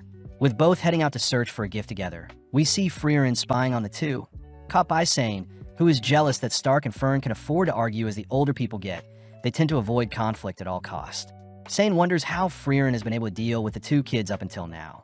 But he realizes that Frieren herself acts like a kid, explaining why Fern went to him for advice instead of Frieren herself. Frieren mentions how Fern was raised by Hyder, a priest just like Sane, but Sane refuses to be compared to such a great priest like Hyder. Frieren reassures Sane that Hyder was as corrupt as they come, always drinking, picky with his food, and even lying quite often. Surprised, Sane says he always saw Hyder as the ideal man, reminding Frieren of a deep conversation with Hyder. Frieren had asked why Hyder seemed different from his hero party days, learning that ever since Hyder had finished his younger years of life, he began pretending to be an ideal adult. That way younger people could depend on him, especially Fern. Hearing this, Frieren asks who Hyder can depend on then, but upon hearing that Hyder has always been depending on the goddess, Frieren offers to praise Hyder for the rest of his years, only to pat Hyder on the head. In the present, Frieren pats Sane on the head, praising Sane for his mature thinking, but Sane gets annoyed, all while Stark and Fern settle on a bracelet for Fern's birthday gift. Now in the Bandwoods, Frieren thanks the carriage driver for giving them a lift, learning that the driver is a merchant that owns an accessory store in the nearby town. Impressed by the merchant's sale tactics, Frieren suggests that Fern visit the store later, but suddenly spots the bracelet Stark bought for Fern, flustering Fern. Frieren utters that Himmel had once bought her a ring with a similar design, but upon digging up the ring, the carriage suddenly violently shakes. Having been snatched up by a massive bird, the gang wonder how they should proceed, with Stark suggesting they take out the bird and Frieren levitate the carriage afterwards. Sadly, Frieren reveals that flying magic was only discovered 40 years ago and that the humans had stolen the flying technique from demons, meaning most flying magic can only be briefly used on objects smaller than a human. Frieren suggests that she fly away with the merchant, Fern fly away with Sane, and Stark leap out of the carriage. But Stark reminds Frieren that he is a human, disappointing Frieren as she remembers Eisen would easily tank any free falls. Fern suggests that they levitate the carriage right before it hits the ground, and seeing as the bird is preparing to slam the carriage into the ground, Frieren leaps outside, instantly slaying the creature. As the carriage begins to free fall, Frieren manages to save everyone, but everything is still damaged. Having healed the horse, the gang begin repairing the destroyed carriage the next day, but Frieren is more concerned that she lost her ring. Elsewhere, the others begin preparing some food, all wondering why it has gotten warmer recently. But Sane takes the chance to praise Stark for dedicating 3 hours to find a gift Fern would like. Although Fern can overhear the boys' conversation, she is happy that Stark is proud of the choice as well. But Sane reveals that the design on the bracelet is a mirrored lotus representing eternal love. Flustered, Stark apologizes for the weird gift, but Fern could care less, more annoyed at Sane for instigating things. As the gang continues spending time in the forest, they work together to repair the carriage whilst hunting and sharing meals together. At night, Frieren would spend time searching for a lost item, and by day, the gang continue to repair the carriage. But one day, Fern asks why Frieren has been venturing off at night. Upon hearing that Frieren had lost the ring Himmel had given her, Fern quickly helps to search for it, but Frieren says she doesn't want to waste time. Fern refuses to accept such a decision, mentioning how the lotus on the ring means eternal love, but Frieren doubts Himmel knew that when he gifted it to her. Upon telling the others about the lost ring, the merchant actually reveals that he has a spell for finding lost jewelry and accessories, as most people in town would often lose their valuables. Pleased, Frieren puts the spell to work, remembering the moment when Himmel had asked Frieren to pick out a gift for slaying the Demon King. Upon seeing that Frieren had chosen the lotus ring, Himmel smirks, getting down on one knee only to place the ring on Frieren's fingers, as if he was proposing. Having found the item, Frieren is relieved that she didn't give up on the search, but is more curious as to why Stark had given Fern a lotus-designed bracelet as well. Moving on to the Lob Hills, Fern is seen exhausted, collapsing onto Frieren, but this makes Sane wonder how long Fern and Frieren have known each other. Fern utters that it's been 4 years, and Stark adds that he's been with everyone for 1 year. But as the gang continue on their journey, Sane mentions how their party lacks something. Frieren says they have a frontliner, 2 mages, and a priest, making Fern suggest they need a thief to help deal with the mimic chest that Frieren keeps getting caught in. Sane suggests that they add a mature older lady, but as the gang enter the next village, they're all horrified to see everyone is unconscious. Inspecting the bodies, the gang confirm that everyone is simply asleep, something Frieren recognizes as a curse. Frieren explains that curses are spells cast by monsters and demons, with the most well-known ones being turning people into stone and putting them to sleep, magic that humans aren't able to unravel. Luckily, priests draw their magic from the goddess, and it's the role of the clergy to unravel such spells, meaning Sane may be able to identify and break said curse. As the gang gives Sane some room to assess the situation, Stark asks what's so special about magic from the goddess, learning that the goddess's magic are recorded in holy scriptures, and just like demon magic, only the owners can read and interpret such magic. Additionally, Those able to read and learn the goddess's magic are naturally blessed with protection from curses, making priests a natural counter to curses. Heading outside, Frieren admits that even magic is unable to detect curses, but just then Sane reports that he's detected the source of said curse and that it'll be faster to defeat the monster inflicting said curse. Before the gang can head off, Stark is revealed to have been cursed and fallen asleep, prompting the gang to hurry. As they travel through the night, they levitate Stark's body with them, but as night falls, Fern ends up falling asleep as well. With no other choice, Frieren conceals the lovebirds with a barrier, leaving only Frieren and Sane alone. The deeper they venture into the forest, the more sleepy Frieren gets, asking Sane to wake her up when they encounter the monster. But Sane cries that he can only wake Frieren up for 5 seconds. Sensing the creature nearby, Sane has no choice but to carry Frieren with him, placing Frieren down as he finally comes face to face with a subspecies of the Chaos Flowers. Knowing that the monster is slowly draining the mana of its victims, Sane begins to evade the monster's advances, reciting that Chaos Flowers merge with local flora to exist and that their cores are their weaknesses. Taking out his book, Sane conjures several holy spears, aiming it at the core of the flower, but is surprised to see the monster had deflected the projectiles with its leaves.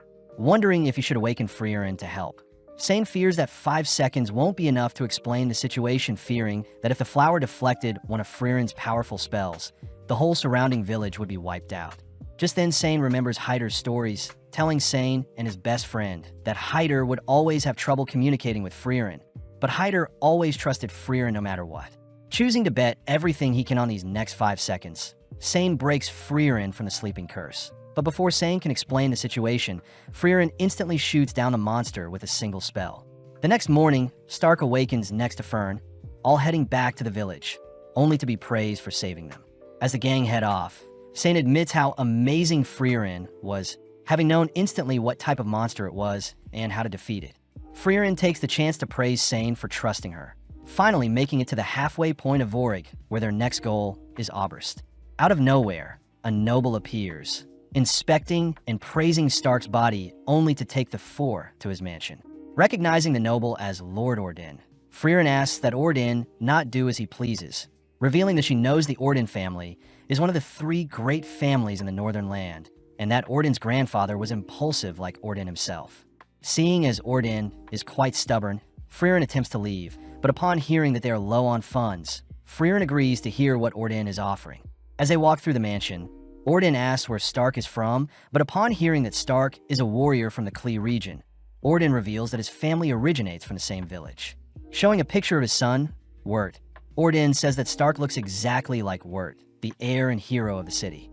When Frieren asks to know what Ordin wants, Ordin reveals that his son had passed away whilst fighting a demon, giving his life to ensure the demon was defeated. Ordin says only Gable the butler and a few others know of Wirt's death, and that he would like Stark to stall and keep up the town's morale as they rebuild their city's army. Ordin states that there will be a party 3 months from today that he wants Stark to attend, offering to pay Frieren 10 straw gold coins and any grimoire of her choosing if Stark accepts. With no other choice, Gable begins teaching Stark the proper etiquette, all while Sane drinks out and the girls enjoy tasty snacks. One day, Fern spots Stark loitering around, exhausted from everything he has to remember, but caught off guard when Stark shows Fern what he's been practicing. With Fern weirded out, Stark heads to speak with Ordin, wondering how Ordin feels having only been 2 months since Wirt passed away.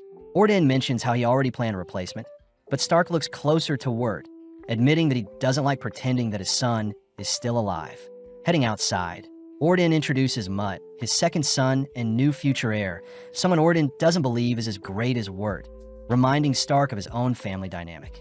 Given a wooden sword, Ordin asks Stark to demonstrate his strikes, but upon seeing Stark shake profusely, Ordin asks Stark to be confident, reassuring Stark that he isn't so strict. Stark takes the chance to ask Ordin how he feels about Mutt, happy to hear that although Ordin is strict with Mutt, Ordin still values Mutt, deeply believing that Mutt will one day surpass Ordin himself. Elsewhere, Ordin asks Fern to attend the party with Stark, immediately putting Fern to work, ultimately leading up to the big day. With Stark and Fern tired from the past 3 months, they both reason that they might as well show off their hard work, leading Stark to ask Fern to accompany him for a dance. At first, they start slow since Fern is quite nervous, but taking the lead, Stark guides and encourages Fern to be more confident, all while Sane and Frieren watch from the side.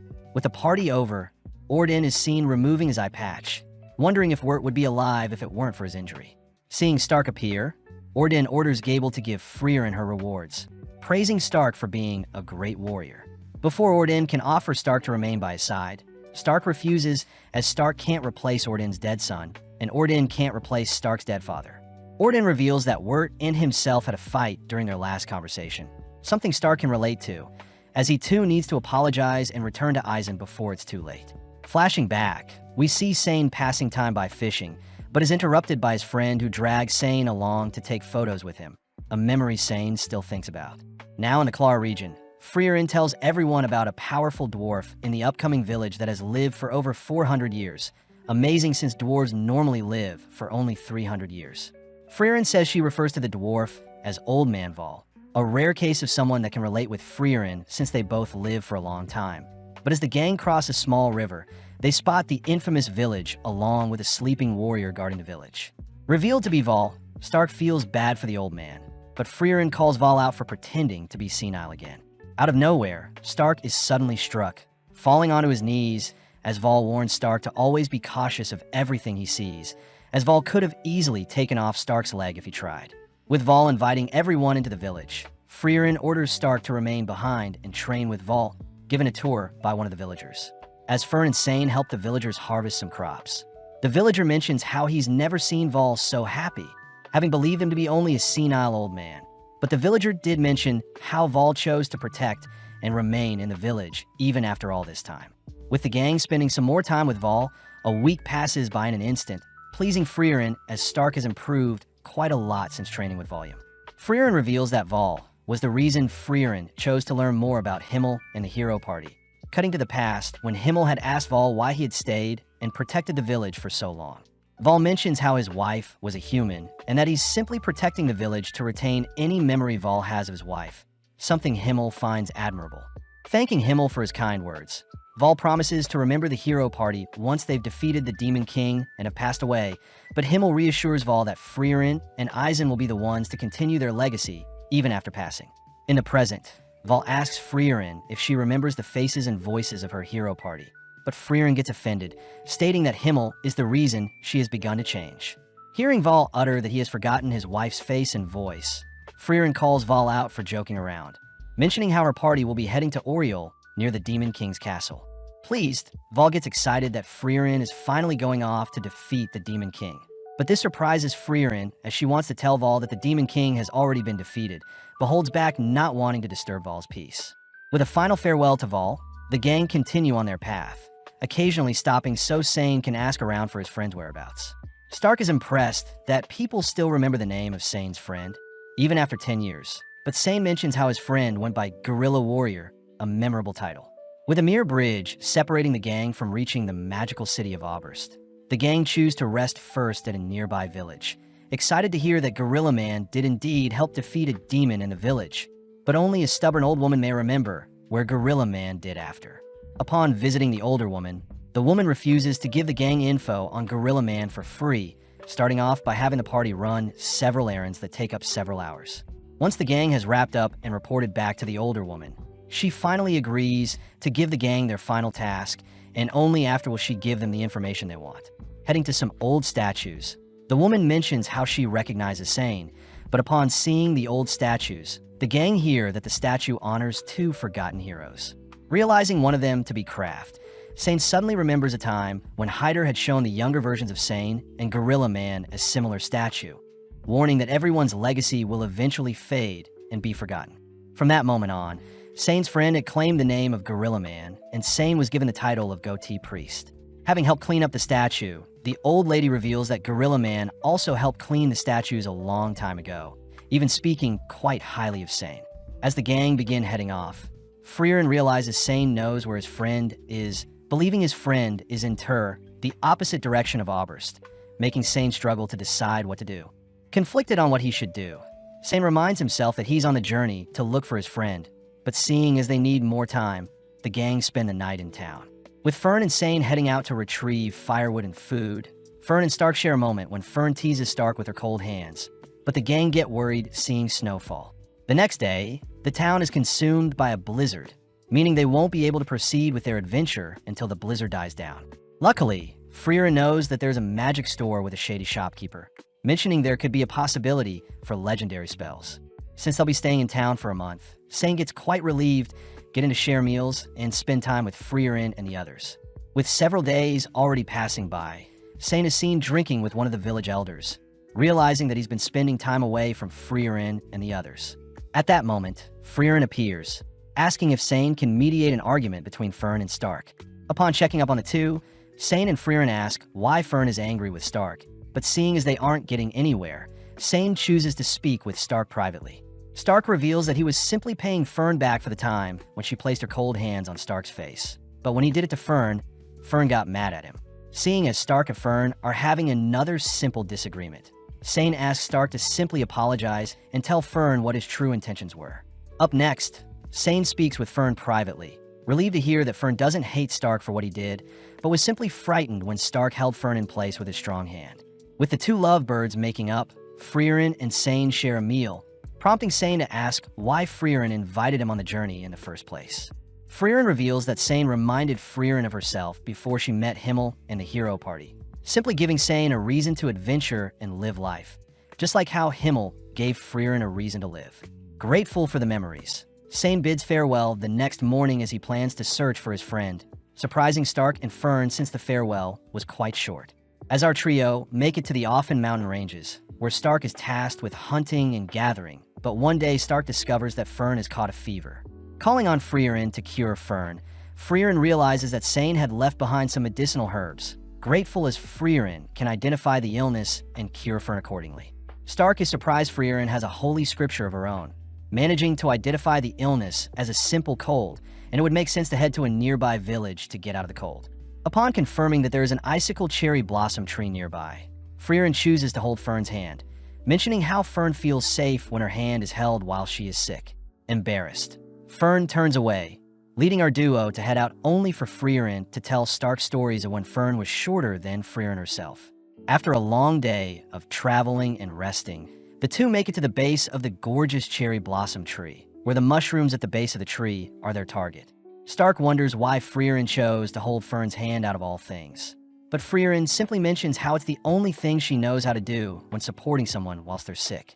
Flashing back, it turns out Himmel had once held Frieren's hand when she was sick, having learned it from his mother. Although Frieren thought it was strange, the thought of knowing Himmel was quite soothing when Frieren was sick, and hence Frieren promises to hold Stark's hand when he's ill as well. Upon retrieving the mushrooms, Frieren begins concocting a scary-looking mixture, only to feed the medicine to Fern, all while Stark helps out in the village. Having made a full recovery, the gang thank the village for all the help, finally heading towards Oberst, the magic city. Finally laying eyes on the grand city, the trio reason that they should look for a carriage to cut down on time, prompting Fern to remind Frieren to take the first-class Mage certificate if they want to enter the Northern Plateau. Frieren wonders why Fern doesn't take the first-class exam as well, but Fern gets discouraged since only a handful of powerful mages have ever achieved the first-class certificate. Fern wonders why a first-class mage must accompany parties traveling to the Northern Plateau, but Frieren reveals that in the past monsters like the Einsan would require a skilled mage and priest, but since a first-class mage is still required, it must mean something is happening in the Northern Plateau. Having hitched a ride, Frieren mentions how the exam contains a combat test, wondering what strategy she should come up with to win. Fern is surprised, believing that even with Frieren's suppressed mana, she is still above average, so no strategy will be needed. Frieren takes the chance to educate Fern, revealing that a mage's technique, experience, spells, control, effort, and tenacity will also play a role in the overall strength of a mage. Frieren adds that she's lost 11 times to mages with less mana than herself, these being 4 demons, one of which was Qual, 1 elf, and 6 humans. At the same time, we see a green-haired mage traveling by foot to Graf Franit's domain, stopping to take a break, only to run into some bandits. Before the bandits can attack the mage, Kraft appears, nonchalantly beating and scaring the bandits off. The mage thanks Kraft, introducing herself as Yubel the mage. But Kraft reveals that he wasn't here to save Yubel, but in fact he was protecting the bandits, having found the corpses of other bandits torn up by a powerful mage. As both part ways, Yubel mentions how she's heading to take the first-class exam, reminding Kraft that Frieren had planned to do the same thing as well. Now at the Magic Association in town, the receptionist tells Frieren that her exam is in 2 months and that first-class exams can be taken once every 3 years. Upon hearing that a 5th-class mage or higher certification is needed before taking the exam, Frieren attempts to flee, but Fern stops Frieren, reminding her that they need a first-class mage to continue their journey. Frieren states that they can simply hire a first-class mage or travel by sea, but Fern says that they don't have the finance to afford such a thing. Taking out her old holy emblem, Frieren asks if her emblem can be used for anything, but out of nowhere an older gentleman asks to have a close look at Frieren's emblem, shocked at what he sees. That afternoon, Frieren is surprised someone recognized her holy emblem, flashing back to her time in the hero party when Frieren had shown off her emblem to the others. Sad to see that her party also doesn't know what the emblem symbolizes, but both the hero party and her current party remind Frieren that they have no doubt that Frieren is an incredible mage. Reading up on the regulations set by the Continental Magic Association, a proper mage is someone who achieves at least a 5th-class title, learning that Fern took a 3rd-class title since it was the most available test at the time. Frieren reads that there are 600 mages with at least a 5th-class title, but including apprentices from the 6th to the 9th class, there are 2,000 mages. Out of the bunch, there are 45 first-class mages, and first-class exams are held every 3 years either at Oberst or the Holy City of Strahl. Sadly, there have been no new first-class mages as of recently, and ever since the Demon King was defeated, mages have become quite rare. Since both girls will be taking the first-class exam, they both begin training, even spending time to celebrate Frieren's birthday, ultimately leading to the big day. Now in front of the exam proctor, the first-class mage Janot. Amongst the examinees, the examiners take note of Werbel, a 2nd-class mage and captain of the Northern Magic Corps. Next is Denkin, the 2nd-class mage that had recently acquired the Imperial Mage title. And finally is Fern, the youngest 3rd-class mage with top marks. Looking around a bit more, the examiners also spot Yubel, a 3rd-class mage who failed her recent 2nd-class exam. But this was because she ended slaying her 1st-class mage examiner. Additionally, the examiners notice Frieren exuding a potent amount of mana. But just then Janot reveals that the 57 examinees present will be split into groups of 3 for their first test, with everyone given a magic bracelet. Frieren realizes that the bracelet needs to be infused with magic, allowing her to see the glow of her party members' bracelets. With Frieren stumbling upon her rowdy party members, Fern is also coincidentally partied up with Yubel, all heading to the first testing grounds. Janot explains that the small birds called stills live in the area, only to assign all parties to retrieve a still by sunset the next day if they want to pass. Plus, all party members must be present for it to count. Upon hearing that parties can't leave the testing grounds, Frieren feels helpless spotting her 2 teammates fighting over the birdcage. Defusing the situation, Frieren introduces herself, learning her teammates go by Lawine and Carney, the 3rd-class mages. Carney mentions how Lawine and herself go way back, but they both admit they've never encountered a still before, all 3 reasoning they should all focus up to track down a still. With Carney and Lawine continuing to bicker and fight, Carney gets exhausted, forcing the girls to rest for a bit. Seeing as they're wasting time, Lawine suggests that she continues to search alone, learning that Lawine is stronger than Carney, but Lawine admits that she doesn't compare to Frieren. With Frieren advising that Lawine watch the skies, Frieren takes a breather, but Carney wonders why Frieren asked Lawine to watch the skies. Frieren wonders if Carney struggles to detect mana, but suddenly Lawine appears, reporting that she's found a still. Instantly, Carney attempts to trap the bird in a water barrier, but when the bird evades, Lawine manages to freeze the water, ultimately capturing the still.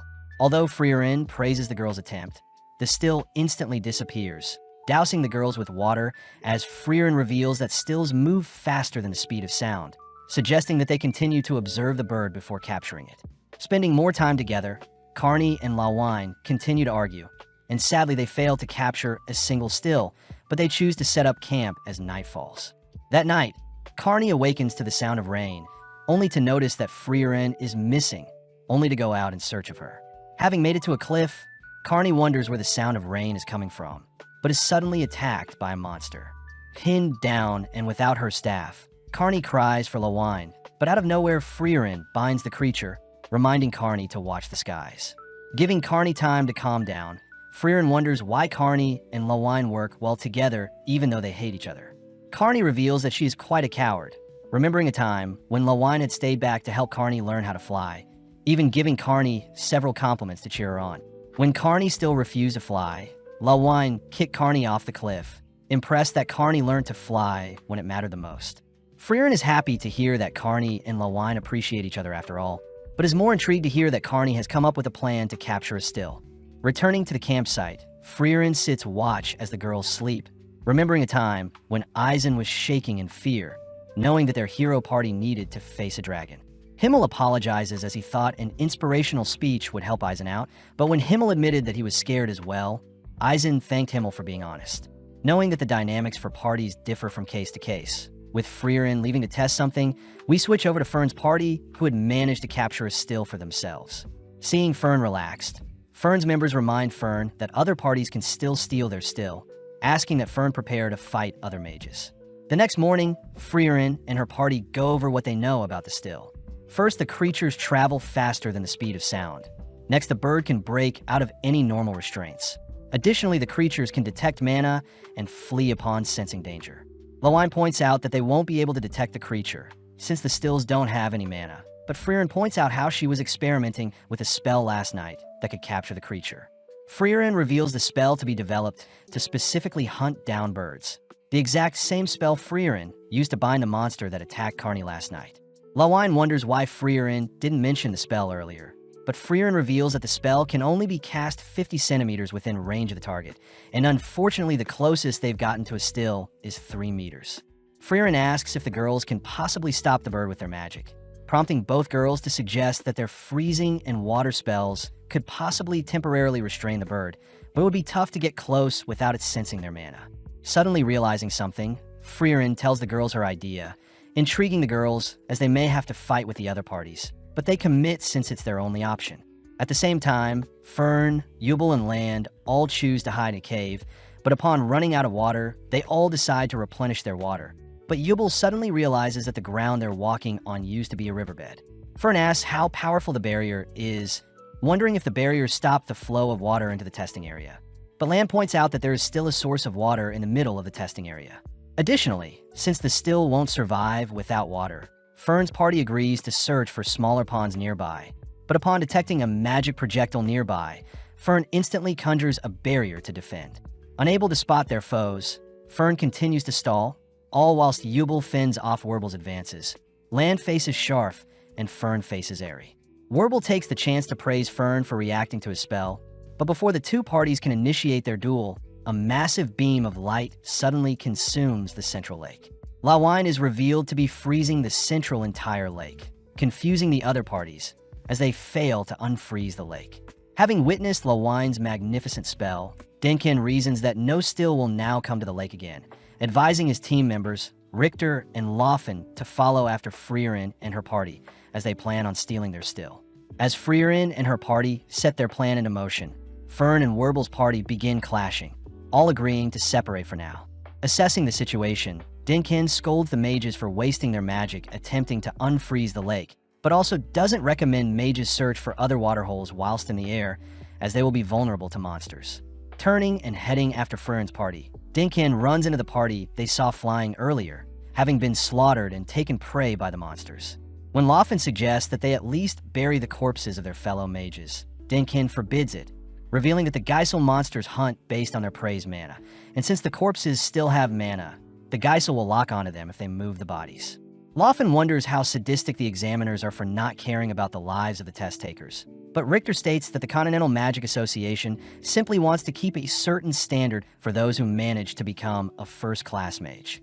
Dinkin voices how he despises the association's old way of thinking, having seen mages greater than himself fail to achieve anything noteworthy, but just then Dinkin spots a suspicious body of water.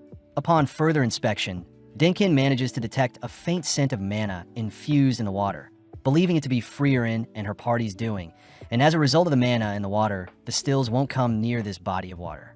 Dinkin deduces that Frieren and her party plan on infusing all watering holes with mana, forcing the still to rally at their desired body of water, but seeing as there is no way of finding which body of water Frieren and her party are at, Dinkin suggests that they all rest for now. At the same time, Carney is seen reporting that she's infused as many bodies of water with her mana, all agreeing to bunker down in their current positions for Estelle to appear. Seeing as they now need to wait, Frieren suppresses her mana even further, uttering that she mustn't move or else mana will be released. As Carney and Lawine hide nearby, Frieren watches as various creatures drink from the nearby water source. But upon spotting a still land on her shoulder, Frieren successfully captures a still. In that instant, Dinkin manages to detect Frieren's spell, sending Loffen to keep Frieren occupied. At the same time, Land faces Sharf, all whilst Fern faces Aerie, who is shocked to see Fern is able to defend against all of her attacks. Strange since Fern uses basic attack and defense spells. Curious, Aerie gets weirded out, having sensed a strange confidence exuding from Fern, but Aerie does feel bad for Yubel, declaring that she'll be slaughtered having to face off against Werble the strongest in their party. Fern calls Aerie bluff, revealing that she knows her is far stronger than Werble himself, but not denying it. Aerie states that Werble's experience in battle is unmatched.